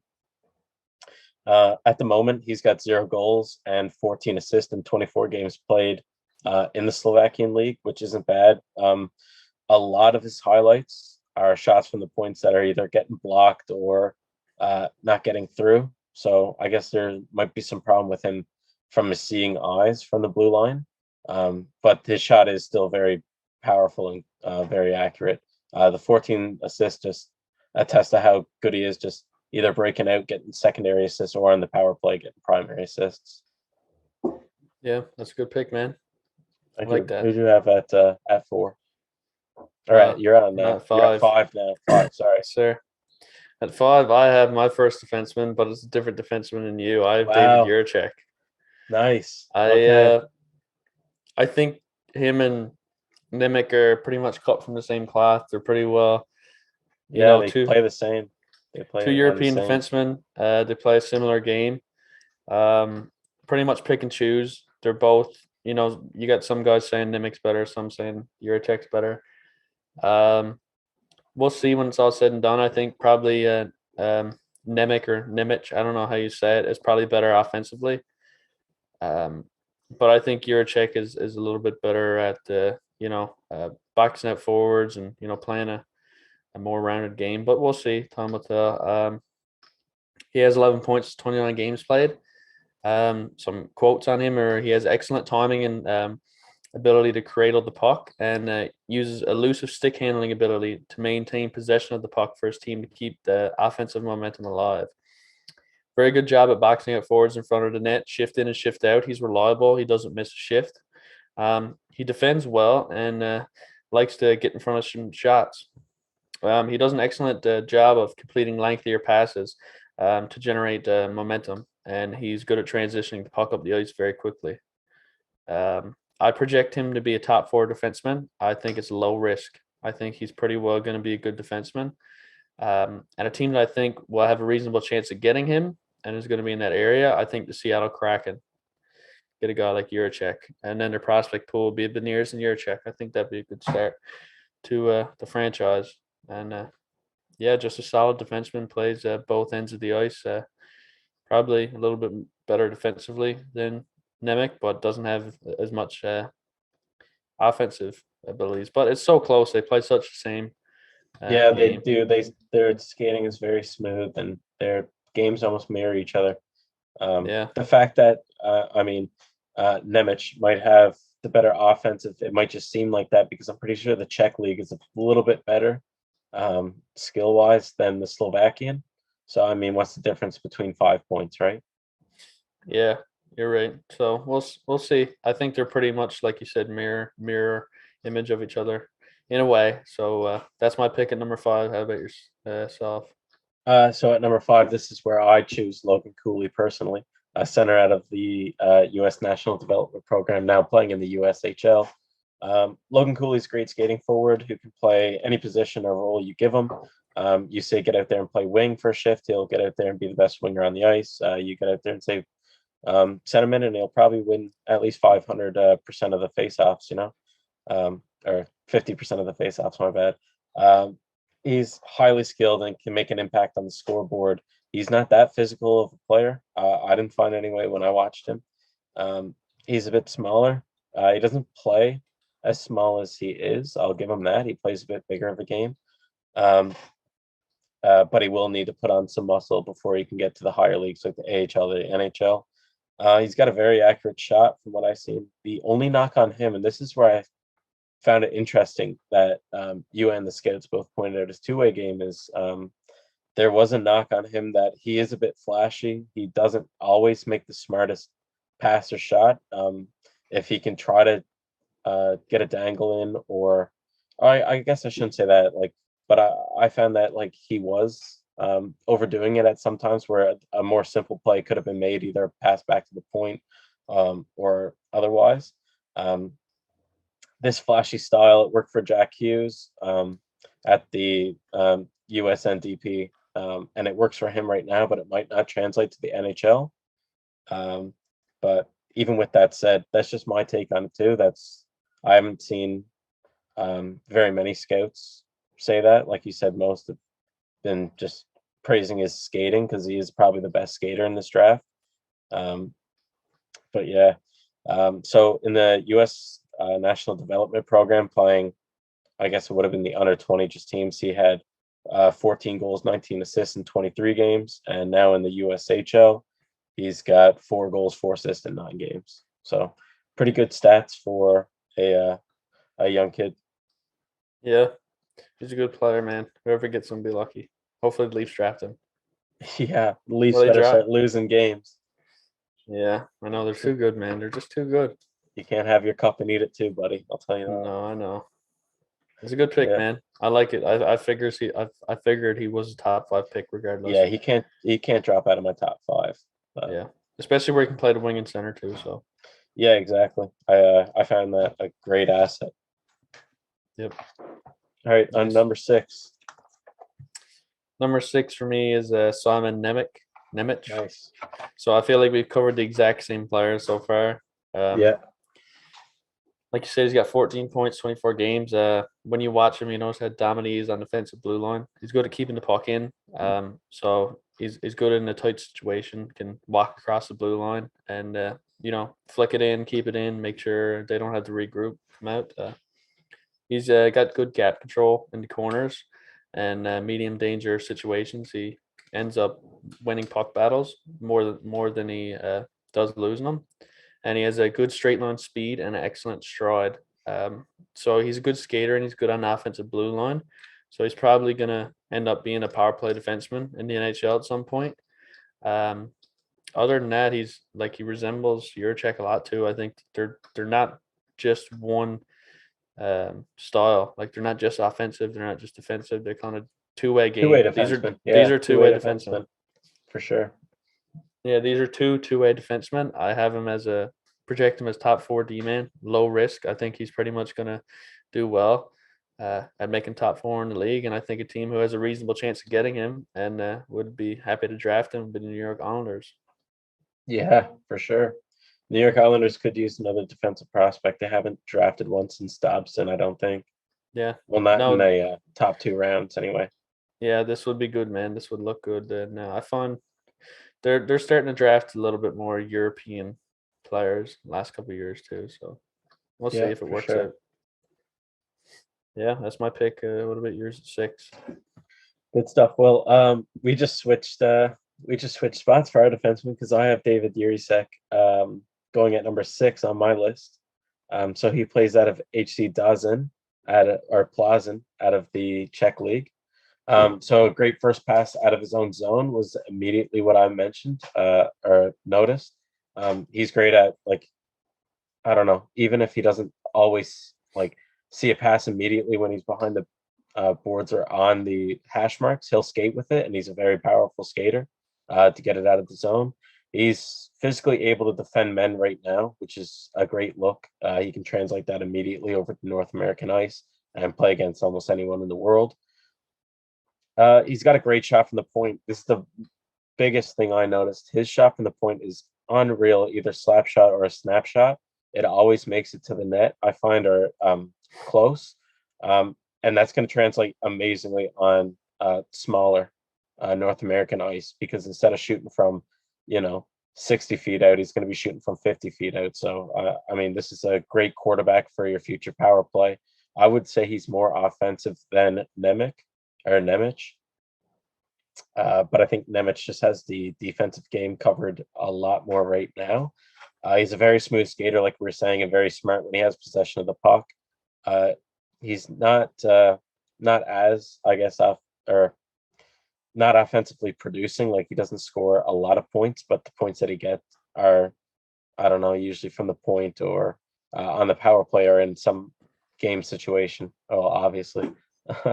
But he's got all the potential in the world for me as a defenseman. Just drafted it, or just slipped a bit low, just because I don't think his defensive game is as high as Nemec's right now and is as ready to come into the NHL. But definitely a good defenseman for any team to be looking at. Yeah, that's spot on, man. I feel the same way about him. Groovy. Yeah. Who'd you have at number 7? Let's see if we can get the same player going again. We might. I got Connor Geekie. Okay. No. You'll have to find out, man. Tell me about Connor Geekie. Center, Winnipeg Ice in WHL. 38. As when I did my stats out, he had 38 points in 34 games. Mm-hmm. And some quotes on him would be: he's one of the smartest players on the ice at any time, and can find open teammates before defensemen have a chance to notice that they missed an assignment.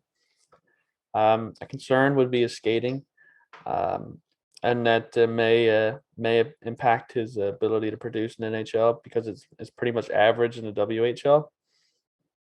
And he can do things with the puck. He's smooth that most people his size can because he's large frame. I think he's around 6'4". Yeah, he's 6'4", 193. Great hands too. Yeah, he's got good hands. So skating is a thing, and I know it could probably be fixed. I find bigger centermen don't often transition very well. Like, how many big centermen make it? They do, but I mean, Barkov. I know, man. It's just, I don't know. I think he's going to be a top 6 center. I think you're looking at more of a second line center.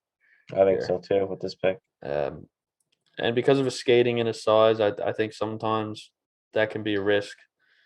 And I don't know. He just gives me those Freddie Gauthier vibes. Toronto, he's first round back. No, that's such a bad comparison. Forget I said that. I don't know. Connor Brown now in St. Louis.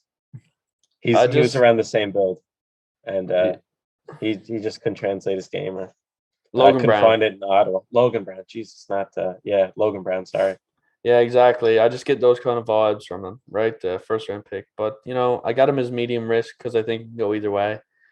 And I think the Blue Jackets would be a good team to pick him up. I think the Blue Jackets wouldn't hurt for them to get more depth. They picked up 2 forwards last year in Sillinger and Johnson. Why not grab another in Geeky, and then you're starting to have a really good forward core for the future. Yeah, the only thing is that's 3 centers. You're gonna have the same problem that LA has, and I mean it's not a bad problem. I'd rather have too many centers than 2 less. I can see Kent Johnson playing the wing though. He's more of a winger style player too. That's true. He played the wing at World Juniors, so yeah, and I mean if you can teach Connor Geeky how to master faceoffs, I mean no one's over muscling this kid. This kid's huge. You could have him on a line with Johnson. Yeah. So, Johnson could be flashy on the wing and he can get in front of the net. So I think that'd be a good pick for Columbus, personally. Very true. Yeah, you have it 7. Unfortunately, I didn't have Connor Geeky. I couldn't put him up this high. The player I chose instead is Yuri Slavkovsky, left wing out of TPS Liga. I believe plays. Nope, never mind. And sorry. Yep. The reason I put him this high is because he's a center, and centers are often overvalued in drafts. So yeah, they are. I want to put that out there. Especially big centermen. That's what I'm saying. They're often overvalued for more than what they are. So I just wanted to let that out there. And it's kind of weird that you picked that out, that not all big centermen that go high in drafts always pan out, No, it's true. It seems it's a trend. Yeah. At number 7 for me is Yuri Slavkovsky, a left wing out of TPS, playing in the Liga. This is a big, powerful left winger.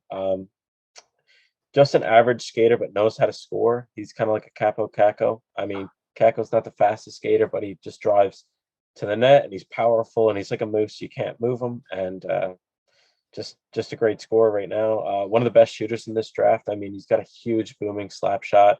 He can score from almost anywhere in the offensive zone with that shot. It almost always makes it to the net if it's not blocked.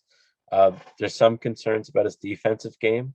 But I mean, he's got a lot of potential to work with, and it's a lot of raw talent right now. Whatever team ends up getting him is definitely going to have to, clean up the edges and work on his skating with him. But for what you're getting in a 6'4" left winger, I mean, this is almost a can't miss pick for me. Even if he doesn't translate his game to, I don't know, the first line, there's still a lot of value for him on the power play, working as a half wall player, or stick him in front of the net to clean up rebounds. There's a lot I like in this player. That's why I have him at number 7. He did very well in the under 20 leagues right now in the Liga. He's got 1 goal and 3 assists in 20 games playing against men, which I think is average for Finnish players. Capo Caco, I think, had better stats than this. I think Capo might have had 10 or 12 points in his draft year. So Yuri is just a bit below that average right now, I think, if you double his points. I think this is a great player, and any team will be lucky to get him as a left winger. Yeah, that's a good pick, man. I like him. He's on my list too later. Wicked. Who'd you have at number 8? Number 8, I had a winger from Metalurg Magnitogorsk of the KHL, Danila Yurov. Nice. Yeah. I got his KHL stats. They're not. There's 21 games played, 0 points. Yeah, no, I was looking at those too, and I've heard a couple of reasons why. A lot of it is believed to be ice time concerns. His coach doesn't really play him where he's 17 years old, and I looked at his team and why he wasn't getting ice time, and there is a nice few good players on that team. What's that player drafted by Vancouver, Goldobin? Nikolai Goldobin. Nikolai Goldobin, yeah, he leads that team in points. I think he's got like 48 points, man. He's a beauty. Or 38 or something. Yeah, that I think the Calgary, he used to be coaching Calgary. He's a coach of that team now. What's his name? Fuck. It's not Buddy that called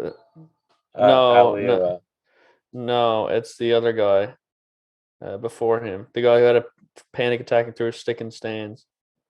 Oh man, I'm not sure. Is it Hartley or something? I don't know, man. That's a long way back. Yeah, it is. That's probably like 10 odd years ago. Yeah. Anyways, I don't have his minor stats, KHL version of the minors. I only get his KHL stats, but I knew it's ice time issues, obviously, rather than anything else. Some quotes on him is he'll look to skate up the slot and look to create openings for passing opportunities.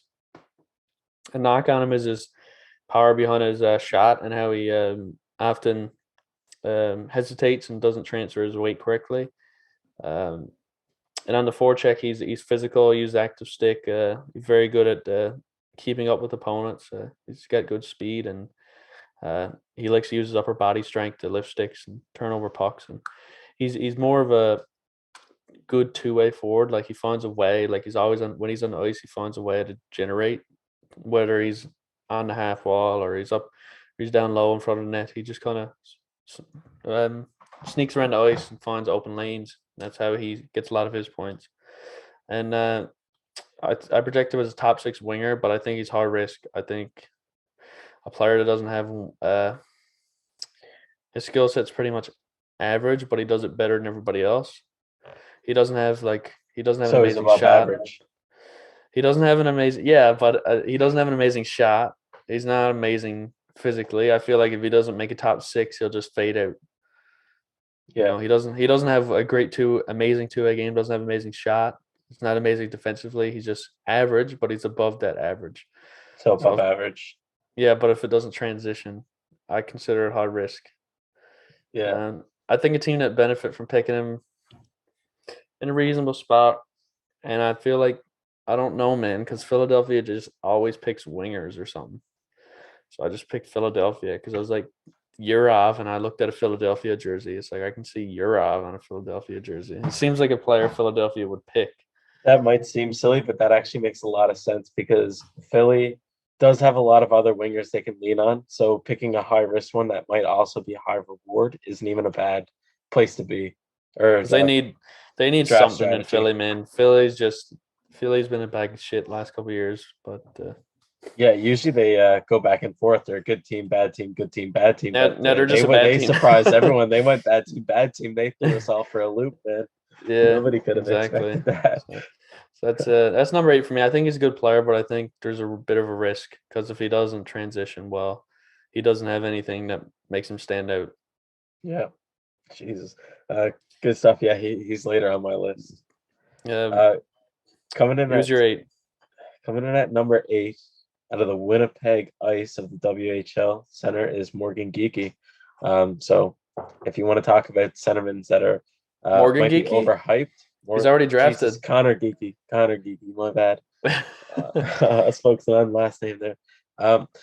This is a huge centerman with okay skating ability. I find he's most effective for getting the puck out of his own zone. It might just be the league he's playing in where everybody's like 5'8", 5'9", and can't really stop him. But coming out of his own zone, he can't be stopped. He's an absolute truck. There's a lot of skill here. Like we said, he's got great hands and great ability just to find his teammates and stuff like that. But some scouts are concerned that he doesn't drive the offense enough and that his stats are inflated by the rest of his overpowered Winnipeg team. he's got a lot of talent with zone entries and breakouts, like I mentioned, like coming into the zone. He can almost take the puck from behind his net and go and at least make a good zone entry every single time. And that might reflect the league he's playing in, but if he can translate that to the NHL, I know Barkov is reasonably good at this too, breaking out and breaking in to the offensive zone. That'll pay off dividends for whatever team gets him. He's got 11 goals with 28 assists or 27 assists in 34 WHL games, which might reflect his great teammates, but he doesn't even play on the same line as Savoy.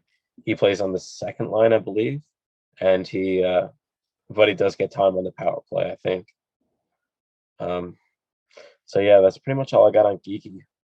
Just a big center. Yeah. Just a big, powerful centerman.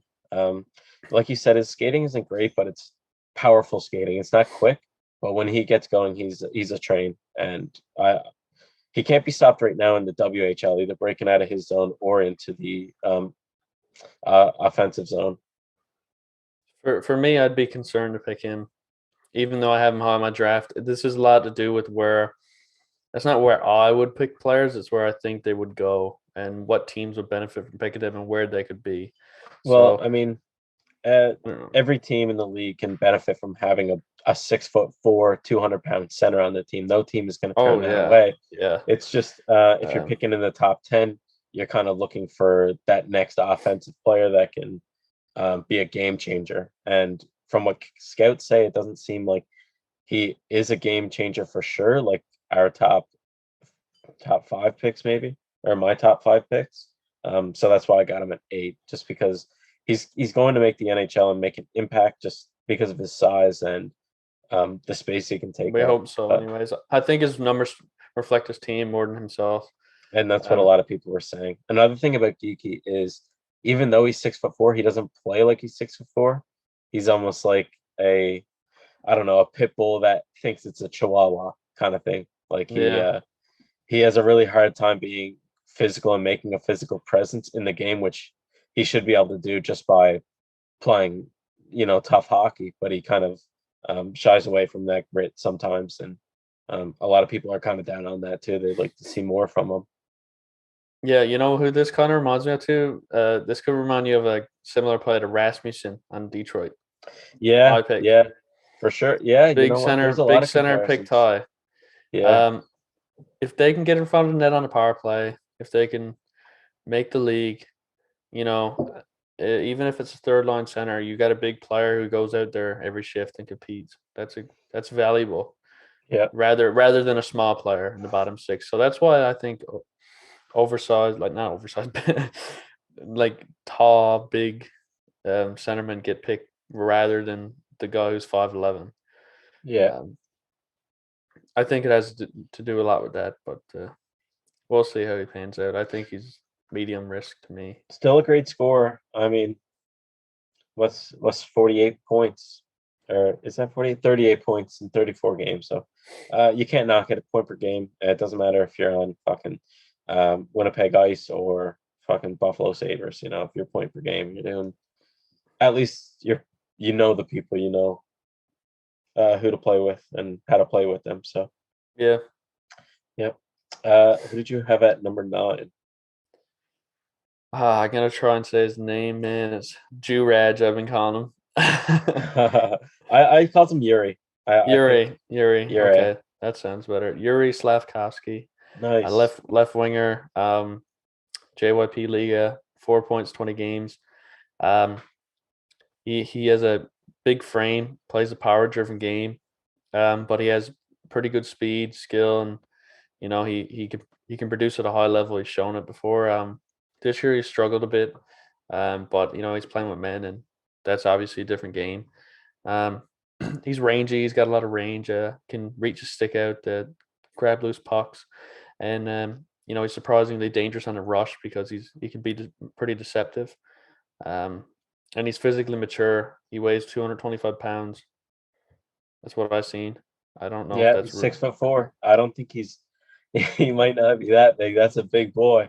But I got to look it up now. I got to confirm this because he's definitely 6'4", and I would say he's 215 or 210. I'm gonna look quickly because I don't want to sound like a dumbass. But if that's true, man, like let's see here, 225 pounds. Holy God. So this dude's actually like built. So I mean, he's probably a player that could jump into an NHL role quicker just because of the size. Yeah, he's not going to be getting bullied for sure. Yeah. So and he's a winger too, so he doesn't have the same responsibilities as a center. So no, he doesn't have to quite play that two-way game. He can kind of rely on his offensive skills. Yeah, so I'd rather pick a big winger than a big centerman. I think I would too. Yeah, I like it, because your centerman can be a bit smaller because they get to drive the middle of the ice and go back deeper in the zone. Your winger just kind of plays its role and makes sure it's available for a pass, right? So, if I had a huge winger like Slafkovsky, I'd want a small center.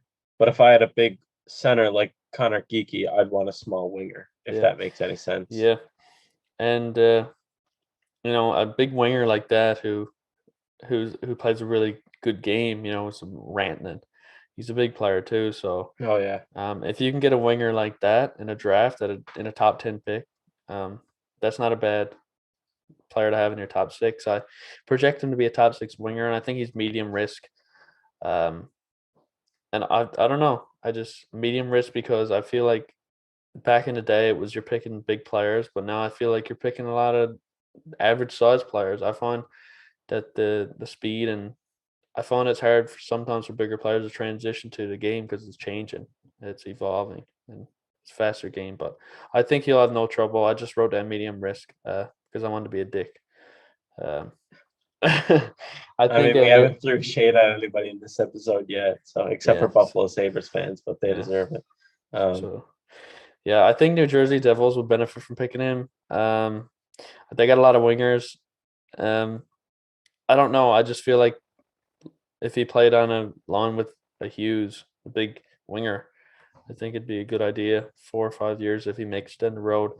I didn't see any defensemen available here. I'm sure New Jersey'd like to grab a defenseman, but I thought he'd be good for New Jersey. Yeah, cool. I could more see him playing on a line with Hischier because Slafkovsky, I don't think understands the importance of the defensive game right now. I think he's just gung ho. Let's fucking rip some one-timers at the net and stuff like that. And I think Hischier could really help him mature into an NHL role. Yeah, that's a good. But yeah, I mean, you can't go wrong playing with either of those centers though. In New Jersey, they got a good 1-2 punch for a long time. Exactly. Who's number 9 for you? Fuck, man. I was hoping you would have to say this name before me, but here it is, man. It's Ivan Miro Nichenko. Yeah, it's Ivan Miro Nichenko. Yeah. He's a left winger out of Omsky in the MHL and VHL right now. Hasn't quite gotten to the KHL as of yet. But he's a highly skilled offensive player. He was elite, and for a long time, a lot of people were saying that he should go either 2, 3, or 4 in that area. But he has slipped a bit. He's, for my money, the best scorer in this draft. He's just got a lot of raw talent. And if we were basing it off talent alone, he'd probably be either 2 or 3 for me. But it's the all-around game that suffers right now. He drags his feet on the back check. And he's got a bit of attitude problems from what I've heard from scouts. He doesn't want to play defense because he doesn't think he has to, kind of stuff. And I mean, there's been a lot of players in the past that have matured out of this, and hopefully he's another one. But yeah, right now, just laziness and attitude has me dropped him down to number 9. But he's got a lot of talent. So in the VHL, he's played 27 games. That's the second Russia League. The VHL, under that is the MHL, if I'm correct. Yeah. And so in that league in 27 games, he's got 5 goals and 6 assists, which isn't bad. If he was, I don't know. In my opinion, this is what he should be doing in the KHL, how fucking good he is, but he can't get it together, unfortunately. So in the second league, he's got 11 points in 27 games.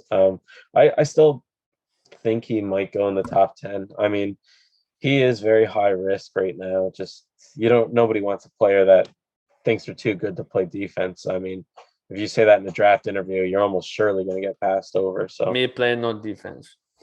yeah, so if you say it exactly like that, they're just going to say, "Okay, here's a plastic vodka. I'll see you on the plane. Get your cigarettes."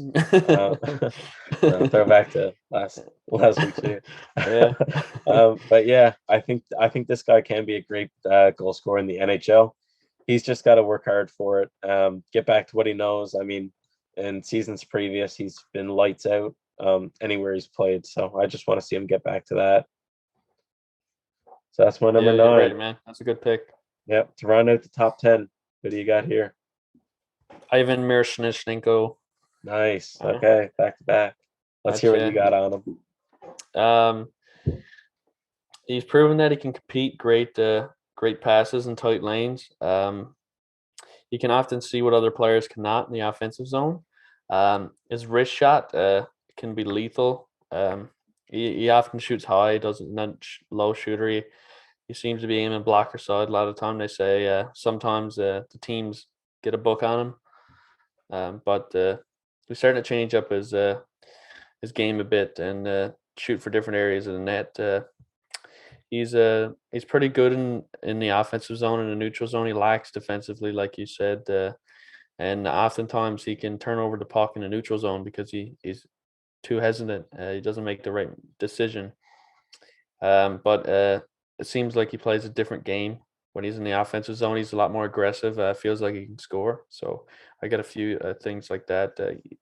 He's not great at out maneuvering attackers in the offensive zone. That's one of the knocks on him in the offensive zone. He holds onto the puck a bit longer than he should, but he has a lot of skill, and he's proven it. So, that's why he's in a lot of top tens.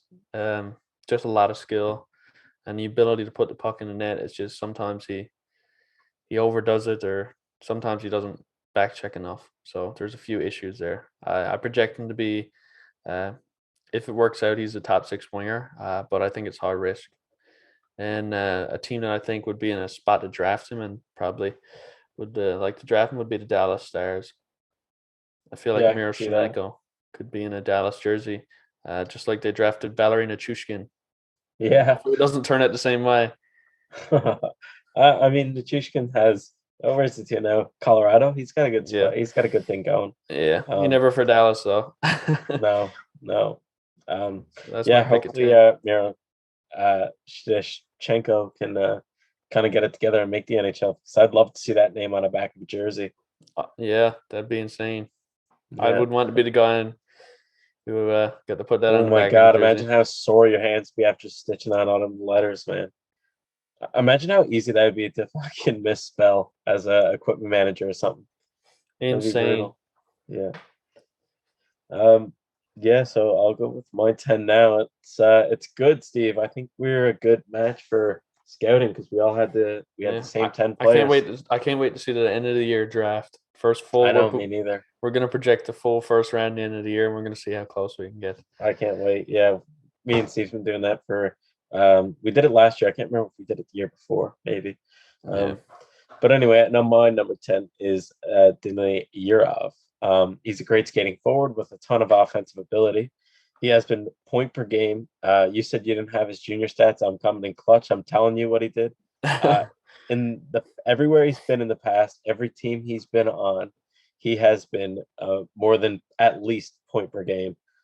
He was double point per game in the MHL this season and gets called up to the KHL. I think in 6 games he had 12 points. I can't remember quite where the points were. I think he had in the VHL. You mean? No, I think he went right from I think it was the MHL. That's what I have wrote down anyway. Oh, the MHL to the VHL? No, fucking MHL to the KHL. Oh, I said he had 0 points this year when I looked it up. I thought. Oh, he did in the KHL. I'm talking about the MHL. Fuck, man, my brain. Continue. I'll go ahead and say it again. So he's been point per game everywhere he's been in the past, and this season before he was in the KHL, he was double point per game with the MHL. I think in 6 games he had 4 goals and 8 assists or some combination. And he was called, and then he gets called up to the KHL. and it's gone pointless, like we've said. Scouts say it's a lack of ice time. I haven't been lucky enough to watch too much of this player. I haven't been able to find very much tape on him. But he pretty much got buried as a 17-year-old just because there was more skilled players on that team.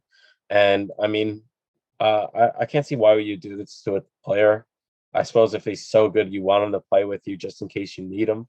But to give him a chance in the VHL at least, or keep him in the MHL just to explode. I mean, it's so sad looking at this now. He's got 0 goals, 0 assists, 21 KHL games. Yeah, it definitely makes him feel bad too. So it does, and that's the he's reason better I off in dropped the him. minors. Like you said, he's got all the skill in the world, and if he can translate the North American ice, he'll be a star for sure. He's been double point per game, like I've said, anywhere else. It's a sin to see that he's pointless in the KHL in 21 games because that's such a hard stat, and that's why I've got him dropped down to 10. I didn't want to have this guy outside of my top 10, but Me either. I had him 8, man, because I knew how good of a forward he actually is.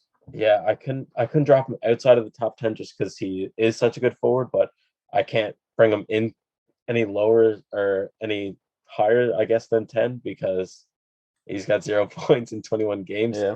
I think I heard somewhere that he's only been getting like 3 or 4 minutes a game, which is hard to produce when you're sitting pretty cold on the bench, right? You're only getting It's tough, man. You're only getting 2 minutes a period, or less than that. You're only getting like a minute a period, right? It's tough. So yeah, shouldn't blame him. I'd love to see more of him on maybe a team that gives him more reps. Because this is just pathetic, man. He's too good to be playing like 4 minutes a night, and he should be playing a lot more. It's not fair. No. Not at all, man. It's a good pick, man. Thank you. Thank you. I like it. Outside of the top 10 now. Who do you got at 11? 11, I have Philip Massar, one of your honorable mentions. Yeah, I kept him off my list. I'm intrigued to see why you had him up so high. He can play the wing. He can play the center a bit. He's preferably a winger. He plays in Where did you say he was from? Oh, sorry, you were just about to say that. He plays in HK Poprad of Slovakia. He's in the Slovakian league. He's played 20 games, has 5 goals, 4 assists, 9 points. Messer is a dynamic forward in transition who constantly produces scoring chances when he's on the ice. He's the type of player who makes you perk up when the puck is on his stick. He's more of a passer than a shooter, though his shot is extremely versatile and he can get it off in a lot of tight areas. He seems like the player who he's like a, how am I trying to describe it? Like a Mitch Marner style, not the same impact, not the same elite level, but he's like a passer at nature, but he can also shoot the puck in tight areas. And he's a star. Like he plays like a star, but he doesn't play like a bottom 6 forward. So he can be high risk. I got him wrote down as a high risk. He could be a star if he works out. And he's got 9 points in 20 games. He's young. Last year he played Slovakia Professional League. He actually had better point totals than this year. He's kind of dropped off a little bit. We've seen that from a lot of prospects today. Yeah, that's what the trend is going. Like having a good 2 years out from your draft. Or a year out from your draft, you're having a good year, and then your draft year, you're kind of shit in bed. Get yourself in the talks and then just play mediocre. Yeah, so I project him as being a top 6 forward. I think he's got a lot of skill, and he sounds exactly the type of person I think the San Jose Sharks should bet on. Yeah, I think they should bet on a guy who can play the wing or maybe center. They definitely very skilled. Need a center for sure. They need a skilled player. Yeah. I think a skilled forward, a young skilled forward would help him a lot. So I think San Jose could benefit from him. That's 11 for me, man. How about yourself? Nice. So at 11, I couldn't drop this guy any further. Couldn't have him in the top 10 because he's had a rough year. But Brad Lambert, I watched this guy at the World Juniors. Absolutely loved him. I think he had something like 5 points in 2 or 3 games, which is pretty outstanding. I wish he could have went on to play the rest of that tournament because I was having fun watching him.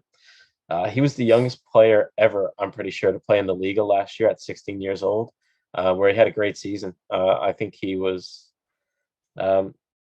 somewhere, I can't really remember now, somewhere around 30 points in close to 50 games, which is outstanding. He's a good skating forward. That's a threat as a shooter or a passer. He's got obvious hockey IQ. in that regard. He has some defensive shortcomings. He doesn't always play the two-way game he wanted to, and like I said earlier, he's year kind of dropped off this year a lot. He looked good in the World Juniors and is only this low because consistency issues. Like I said, he had a great year as a 16-year-old, but then as a 17-year-old, he came back. He's so far in the SHL put up 2 goals, 4 assists for 6 points in 24 games in the Liga. Not the SHL, in the Liga. Sorry, Liga. Yeah, he plays in the same thing as Juraj or whatever his name is. Yeah, that's not great. I mean, he's kind of the same thing as you said for me. Sorry, he had a great, unbelievable, like under 2, or the second year out year, and now his draft year he's kind of dropped off. But I think this guy can definitely be the steal of this draft if he's drafted anywhere below number 10. I think we could be talking about this guy being a steal of the draft. And as I was on this topic, I was looking back to last year, and I seen that everybody was saying that R2 Ratty might be the steal of the draft. So I went back, and he's actually point per game now in the Liga. So good for him. I think he got shit on a lot last year when he didn't deserve it. He just had a bad year like Brad Lambert, and I can't see Brad Lambert, and he won't drop out of the first round, obviously, like Ratty, R2 Ratty did. But yeah, it's going to be the same conversation if Brad Lambert, I think, drops anywhere below 10 or 15 spots. I mean, we were talking about this guy going second or third overall just last year. You're right, man. Yep. So, who do you got at number 12?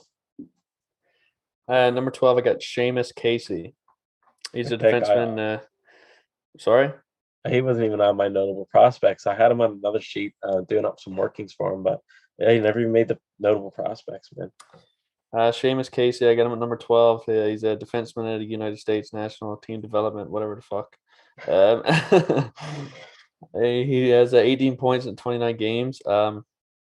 He's some notes on him is a great intuition as to when to be part or initiate the rush. Work in progress on the defensive side. His golden ticket would be his puck transportation. He's really good at transitioning the play. He might not necessarily get the points for it, and he might not necessarily be the best defensive defenseman, but he's really good at getting the puck up the ice. He doesn't panic, and when he's in his zone, he can get it up pretty well. And he's a pretty tactical player inside the offensive zone. He's good at holding the line, and he's a great skater, one of the best skaters in the draft. And that's what people have been saying. He's obviously not on the same level as Cooley, but it seems like in the United States they're getting some really good skaters there. They're producing guys who can skate well, and he's a really good skater. And I project him to be a top 4 defenseman. I think he's really good. I don't look too much into the point totals because he only has 18 points in 29 games. I think there's a lot of upside that's not tapped into yet, and I think when he goes to college or university, wherever he goes, and I think we're going to see him come out of there with some pretty good point totals and ready to jump into the NHL. So I got him as a medium risk top 4 defenseman at number 12, and I think a team that would benefit from taking him, Columbus Blue Jackets. If they grab Geeky and Casey, it's definitely a risky first round, but I think it might pay off. I think they definitely need to take a defenseman somewhere in there. So yeah, if they could get, I can't really say I hope they get James Casey because I got him ranked lower than.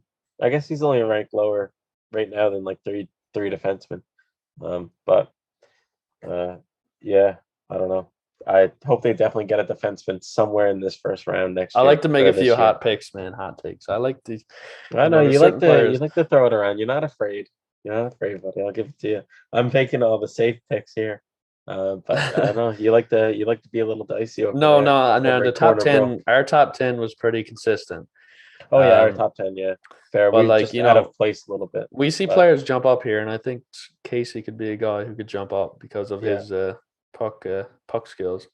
Well, I know for sure if our top 10 were similar, our 11 through 15 are going to be nothing similar because you've already gave me some little tidbits on who you picked. That we don't have Philip Yeah. Nassar and Seamus Casey. So Yeah, exactly right now.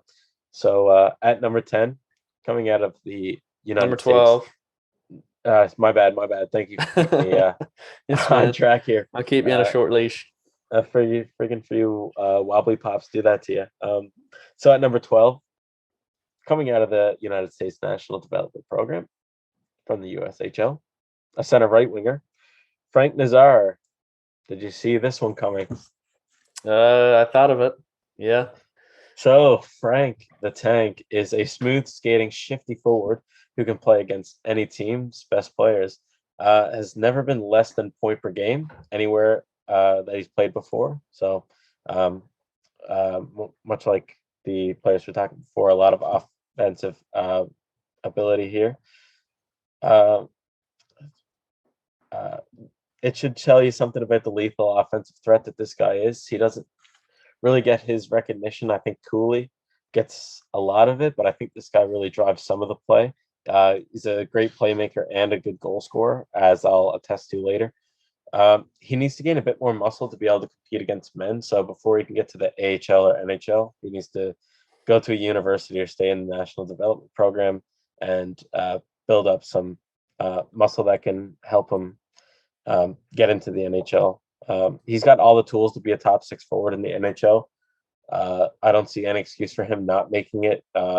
If he doesn't make it, it's kind of just as a lack of like hard work or something, because he's definitely got all the talent here. And personally, that might have sounded biased, and that's because personally, this is my favorite player in the draft. I can't wait until this guy gets drafted by Detroit. It's gonna make my fucking evening. It's gonna make my year. You got him going to you fuck man, am I dead? But no, you got him going to Detroit. That's what I was I trying think to so. say. He can play center or right wing, which I think. Imagine having Dylan Larkin and then Frank Nazar, 2 United States center. Oh man, I can't imagine. Well, I bet you can. You're just lying. You're telling fibs now, Steve. I can't imagine. I'd trade Matthews and Tavares any day for Frank Nazar and Larkin. All right, not household names yet, buddy, but you wait until they're both playing in the red and white, buddy, and you'll be scared then when they comes into the. What are you playing in the Air Canada Center, the Scotiabank Center, something like that? Scotiabank Arena. They'll be like, Yeah, "Oh, boys, we got to be careful. Frank Nazar is coming in tonight." Exactly. Like, you who the guys fuck don't is got Frank nothing like Nazar? our freaking greasy cheese pizza, Little Caesars, buddy. You stay far away from that place. The rats eat you guys alive there. So anyway, back to Frank Nazar, the fucking beauty of this draft. He's got 13 goals, 20 assists in 33 games, and 9 goals. That's in the U.S. National Development Programs, I guess, tour, just under 20 tour. And in the USHL, he's got 9 goals and 5 assists in 11 games, which tells me this guy's a fucking goal scorer, man. He can dish out the puck, but he loves finding the back of the net as well, which I love to see. Yeah, it's gonna look good on a line with Tyler Bertuzzi. Oh yeah, hopefully, man. Imagine. If this guy doesn't go to Detroit, they better get a Swedish player or a Finnish player. That's all I got. So you're hoping that Detroit drafts Nazar this year? I hope so, man. I think they'll be picking around 12. Yeah, probably 10 to 15. It could be lower too if they keep shitting the bed like they did against LA. Well, I'd honestly be happy. The other 3 players I have on this list are like, I would love to see them also in the red and white. So actually, I'm just noticing this is a really biased list. My last 4 players, I just have a personal connection with. So, that sounded kind of weird. It sounds like I'm going out with them or something now. You're going to kissing their babies? Yes, man. But no. Anyway, yeah, you can just get on with your 13. Before I try to make love to Frank right here now on the podcast. Okay. 13, I have my favorite player in the draft, Denton Mateychuk. I'm not sure how you say his name. Yep. These names are fucked. Mateychuk, I think. Mateychuk. He's a defenseman for the Moose Jaw Warriors, WHL. He has 29 points in 34 games. Some quotes on him is he's involved in literally everything Moose Jaw is doing when he's on the ice. He drives the play like a centerman. That's what some scouts are saying. He can play on his offhand side, and that's a special quality for a defenseman. quite like TJ Brody for the Leafs. He never plays on his right hand. If you're comparing fucking I'm not comparing him. Denton Matejchuk to TJ Brody right now, there's not Listen, much of a man. future for this Listen, kid in the man. league. Holy Listen, man. shit. He's the most underappreciated defenseman in the league. Who, TJ Brody? I'll Yeah. give it to you when he took a penalty yesterday. He also took off, I think, Nazem Kadri, and the broadcasters were more worried about Toronto being like not having TJ Brody because he's a great penalty killer. And He's amazing at being a defenseman. Anyways, moving on from the jokes. I hope so. Jeez, he's getting made for it. Yeah, man, he's good, man. He works with Riley. Like, he's doing his job playing in the top 4. No, I believe you. I liked him on Calgary too. Anyway, Yeah. back to Matejchuk. Anyways, one scout says he's the best at playing on his offhand side in North America right now for all prospects. There's not one prospect that's better at playing on his offhand side on defense than this guy. I don't think there probably isn't many, but that's still high praise. And he's not a simply a passive player. He likes to be aggressive in the defensive zone, offensive zone, neutral zone. He'll push up in the neutral zone and try to break off passes. And if he makes a mistake, he rushes back extremely quickly to correct it. And I project him as a top 4 defenseman. I think this guy is getting slept on. I think he's one of the best players in the draft. He'll probably move up when we do our next draft ranking later on. And I think he's low risk. I think he's going to be good. And I think a team that benefit from a guy like this would be the Vancouver Canucks. They got an offensive defenseman in Hughes. Yeah. They need a guy who can play both ends of the ice well. And I think Denton Matejchuk could fill that role. He's also from the WHL and which way? that area. So which hand does he shoot? Sorry, I'm not sure. I think it's left. Oh fuck! I think it's left. I can't see them drafting him then left. I guess it doesn't matter if he's good on his off wing. He plays on right though. Yeah. All right. If he's left, he plays on right. So I'll look now. He's left, so he plays on the right side. All right. So yeah, maybe they could use him. I think he'd be a good fit for Vancouver. They need defensemen that aren't fucking. I don't know. Steve, get rid of Tyler Myers. Yeah, Steve, I'm happy you're so high on this guy because not only did I keep him off my top 15, but I kept him off my notable prospects too. Yeah, well, because I don't care what you're listing. I'm joking. I don't care that you broke your elbow last summer. Yeah. Yeah, there's a sick video. All right. Well, man, I think he's going to pan out, and I think a lot of people are sleeping on him. I think several articles about this guy now. Yeah, I think if Vancouver doesn't draft a winger, I think they should definitely look at a defenseman. I think if they draft another centerman behind Pettersson and Bo Horvat, I think they're looking for a third line centerman. I don't think they're looking for what they should be looking for. So you're probably right. Yeah, so he's there for me. So far, my outside the top 10 so far for me has been completely different for you. I've had Philip Massara, Seamus Casey, and Denton Matejchuk. Yeah, and I've had Brad Lambert, Frank Nazar, and now at number 13, ladies and gentlemen, I have Noah Ostlund, a centerman at a Djurgården from the Swedish Elite League, or SHL. So let me tell you about Noah Ostlund. He's a strong skating forward who's very powerful on the puck. And that's with him being only 5'9" or 5'. No, he's definitely 5'9". So he can play the center or the wing, and he's just as good on either or. So that doesn't really affect where he's playing. He can play in all roles. For what I've seen, he's very offensive and loves to get involved in games. So he can get to the scoring areas very easily, and when he's there, he can either shoot or pass, which is very deceptive. He can either send it right back across the seam where it came from, or take a quick shot, which I find very useful on power play or just 5-on-5, close to the net situations. Size will definitely be a barrier getting there. Like I mentioned, he's only like 5'9", I think like 170 pounds. As a lot of Swedish players are, their game is a lot less physical than it is in North America. So before he comes over, he will have to tack on a few pounds and just pretty much hit the gym.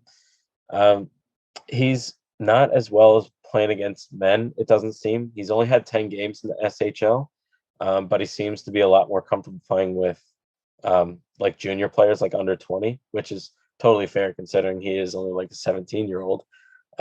So in the under 20 Swedish league, he had 24 games played, getting 6 goals and 18 assists for 24 points. So he's point per game in the under 20 league. And then he hopped over to the SHL, had 10 games there, and he's went pointless. So he's not as effective right now. And again, that's only 10 games. I mean, that's not even burned off your NHL contract in North America. So there's a lot more to see of this guy, and I can't wait to watch him later on in the season. And hopefully he keeps rising because I like this player too. I wouldn't be upset to see him get put in a Detroit uniform either. So yeah, that's my little bit on Noah Ostlund. That's a good player. I don't know much about him. I didn't really consider him much, just like you didn't consider Denton Mediachuk, but we'll see how it rolls out. Okay. Well, Seems like yeah, a we'll good see on center. the end of the year. We'll see. Not a There's bad nothing pick. wrong He'll with a definitely little be bit in my of first round. Yeah, for sure. Yeah, people got him pegged. I mean, I've seen him as low as 12, and I've seen him as high as 21st. So I just really like this player right now. It's just the size is keeping him back right now against playing with men, but I'd like to see him tack on a few pounds, come over to North America, and try his hand over here. Yeah, he's probably one of those guys that's going to take a couple of years to develop. Yeah, for sure. Kind of like a Jonathan Berggren out of Detroit. He was really small when he got drafted, and he's still like 6'1". And he's also got injuries to deal with, so hopefully we see him too. But same thing out of the Swedish. I mean, they're not as physical, come over and get banged up. So yeah, makes sense. Nice pick. thank you. All right. Let's see if we can 14. get back on the same track, Steve. I don't like it when we're at each other's throats like this, man. Let's try to get the same man, pick here. We'll get a pick that I get. Yeah, I'm picking a player that you got in your top 15, Frank Nazar. Nice. 14. Okay. Decent. Winger / center. We know that he's over point per game and with the United States, whatever the fuck. Quotes on him is he's a threatening player from the hash marks because of his wrister, and he's really quick at getting the puck off his stick with power, and he's very accurate. He's a ball of energy when he's on the ice, and he uses his speed to drive the net constantly, and he shows no fear in how he plays, despite not being the biggest player on the ice. And yeah, he seems like he's just a really talented forward. I project him to be a top 6 forward. I think he's low risk because I think he's got all the tools to succeed. I think he's definitely an NHL player. Even if he's a bust, he's still a third-line center or third-line winger. I think this guy... He can still be a Blake Coleman, even if he doesn't reach his potential. Yeah, he can find a way to be useful, and he's good at that. He's got a lot of energy, great skater. So I think I project that maybe the Boston Bruins could have a chance to draft him. I know I got him 14th, but I wouldn't hate to see him go to Boston. Boston needs a center. Yeah, they do need a center, and they're having a middling year, man. They're not great. They're not. They're in a playoff spot. They just passed Detroit, unfortunately, for the 4th spot in the Atlantic. Yeah, we're gonna see how they do. When we They'll get the be in the actual playoffs draft for sure. I'm thinking they're be in going to the be on the playoffs. edge. I'm thinking they're either going to be in or they're going to be out. I think they're wild card, honestly. Okay. I don't. But we'll see when it all shapes out. We get the actual draft. We get the actual teams where they're picking who wins the draft lottery. Then these rankings can become a little bit more specific. Yeah, I can't wait until we see where everybody finishes so we can do, a mock draft. Yeah. And that's 14 for me. I don't have much more to say. You elaborated on him probably too much, honestly, because he's not that good. But go on now, buddy. We'll see. We'll see. Yeah, I think he has room to move up too. Actually, I do. I think he can move up. I don't know, man. I don't know if he can sneak into the top 10. I don't think I'd move out. If I was to move out anybody from my top 10, it'd be Miroshnichenko or Yurov, just because those are not producing at the level they should be. I feel like Geeky is going to move back for me.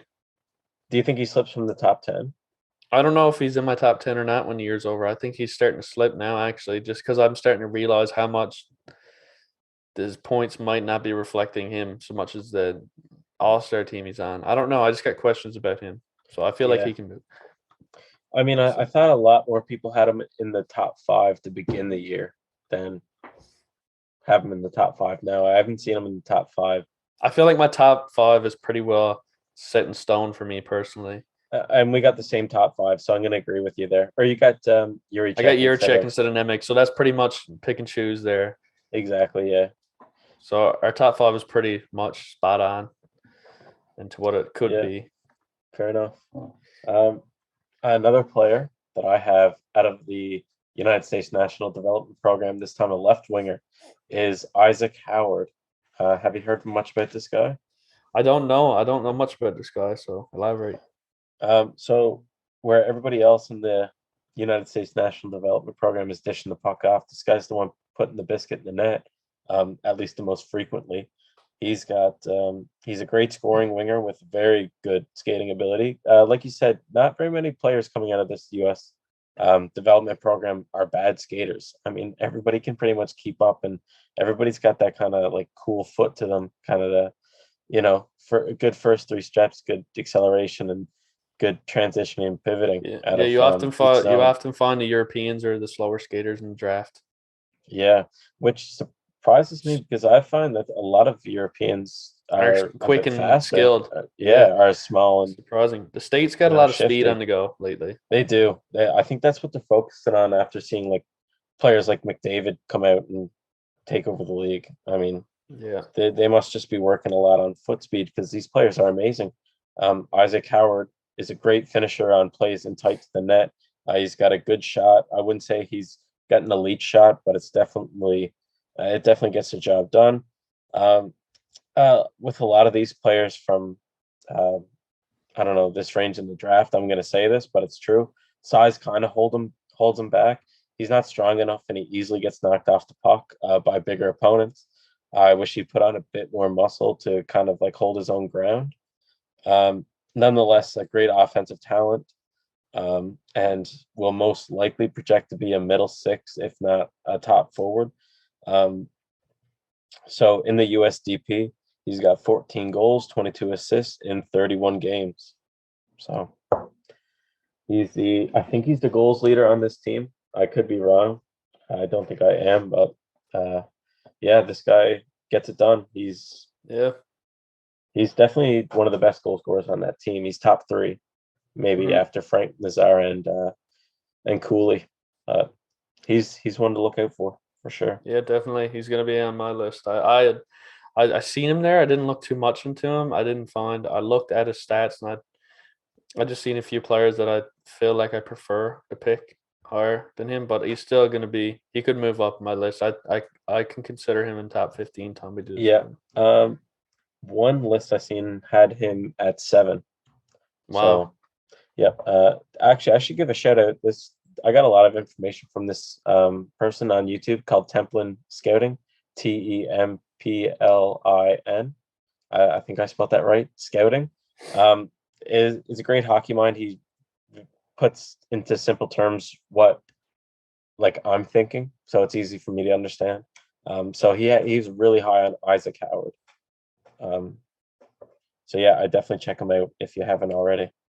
Yeah, I'm also going to say credits to SMA HT Scouting and MyNHLDraft.com. They gave me a few things to dive into it a little bit more. Obviously, Elite Prospects was always there for me when I need research. But yeah, Elite Prospects and Hockey DB are huge when it comes to this stuff. Yeah, researching players and that. Yeah, I was on a few little different websites. I tried to watch some video on YouTube. I found I watched more video on the top 10 prospects. I slipped off a bit when I got to the 15, but I'm going to work on it. I did the exact same thing. Going to work on it. Tommy, when we do a funnel draft, I want to have a good piece about every player, and I want to make sure that, it's consistent and it's not a bias.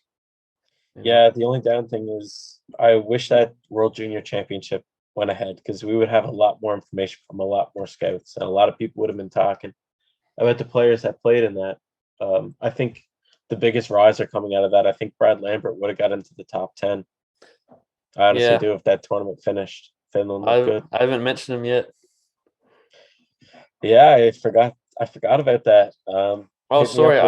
Actually, no, never mind. Keep going. No, you got your number 15. Go. I got number 15, Brad Lambert. I haven't mentioned him yet. Oh, was my turn? Oh, Brad Lambert.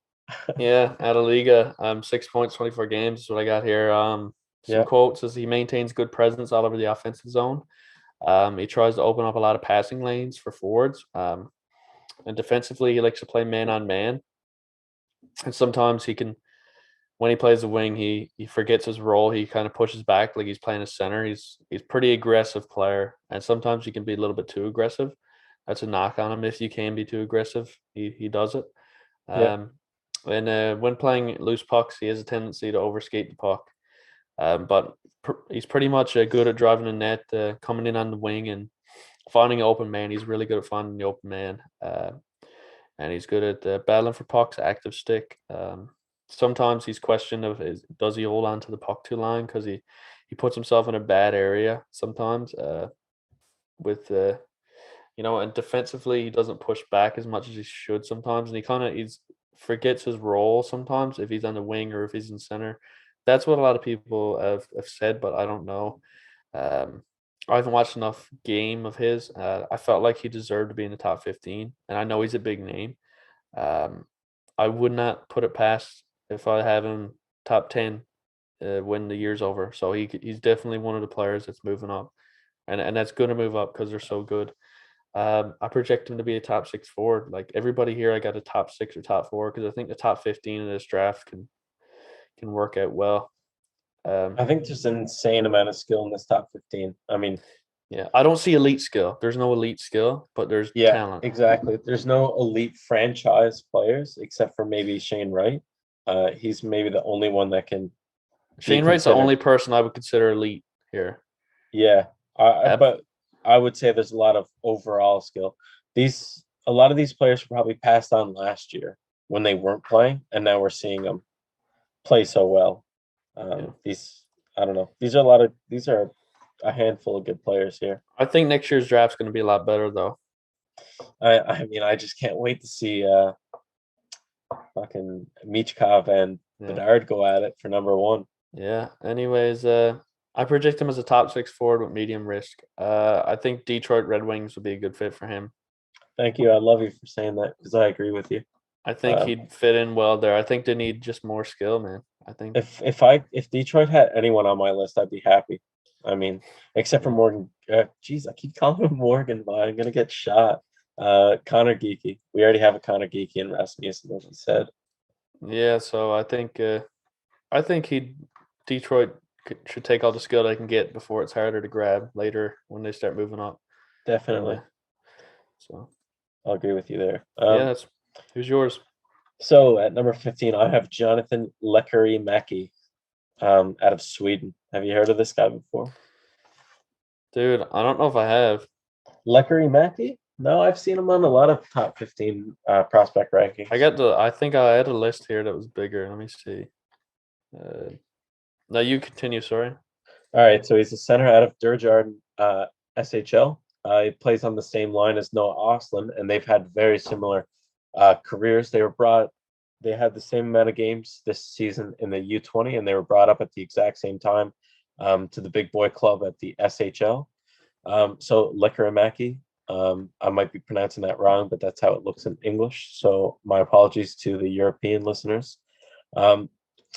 Jonathan's a great center prospect from Sweden who has been on fire this season. He needs to grow into his body. He's got a good frame, but he just needs to, fill it out. He's also got to work on his overall game because he's a great offensive player, and that reflects in his stats. And he's a great goal scorer, to point out just that one ability. But he's really got to work on his two-way game because I guess it's just that young, immature game of gung-ho, let's see how many goals we can get. That's great until you've let in 3 and you're a -2 and your coach hates you and benches you.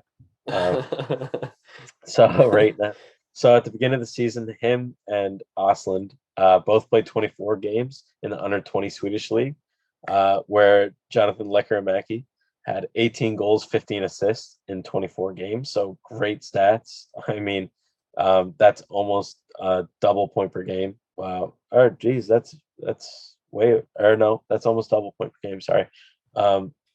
And then he got brought up for 10 SHL games as of late, and he's got 2 goals and 1 assist. So I was debating on switching Lekkerimäki and Ostlund from 13 and 15. But I settled Noah Ostlund's the better overall player, where Lekkermäki just has a lot of raw offensive skill that somebody's going to need to shave down and kind of set in places. Like there's time and a place to be this offensive player, but then you've also got to pick your battles and be the defensive player that's going to get you to the NHL. So that's why I decided him at 15, but I didn't feel it was right to leave him out where he's been such a great force on both leagues this year. That's a good pick, man. I don't know too much about this guy, and I feel like it's a crime. I did have him on my list. I checked, but he wasn't somebody I considered for my top 15. Now, like I said, I got to do a lot more research. I'm just getting into it about this year's draft. So over the coming months, I'll figure out who I want, who I like, and I'll watch some more video and do some research. Good stuff. Yeah. If that's all, do you have any closing remarks, Steve? Subscribe to the YouTube, follow the Instagram, Hockey Tank Podcast. I believe it's just Hockey Tank on Instagram. Episode 11 was out today while we're recording this on Sunday, January 9th, is it? Yep, January 9th. So just tune in and follow us on all platforms. Hopefully we can start advertising a little bit better in the future. But we'll see. Thank you everybody for listening. Thank you. Very well said. Once again, Ryan Green from Paradise, Newfoundland, playing in the USHL. He's going in this year's draft. I'd love to see him go at least in the second round. That would be awesome. And I'd love to see him especially go in the first. I feel like he's going to be number 32 for you. Oh man, if he could sneak in, like who was that fellow that went last year? Oh, fuck. From Mount Pearl. Oh, his Vegas pick? Yeah. Who was that? Zach Dean. Zach Dean. If he can sneak in like Zach Dean did, that would be amazing. So Ryan, if you're listening, buddy, you got to turn it on in the USHL. We're cheering for you from back home. Man. Yeah. We're cheering for you, buddy. All right. Without further ado, thank you for tuning in to the 12th episode of the Hockey Tank Podcast. I hope you enjoyed every minute of it. Some of it was foolishness and some of it was good hockey content. We hope to see you back next week. See you later.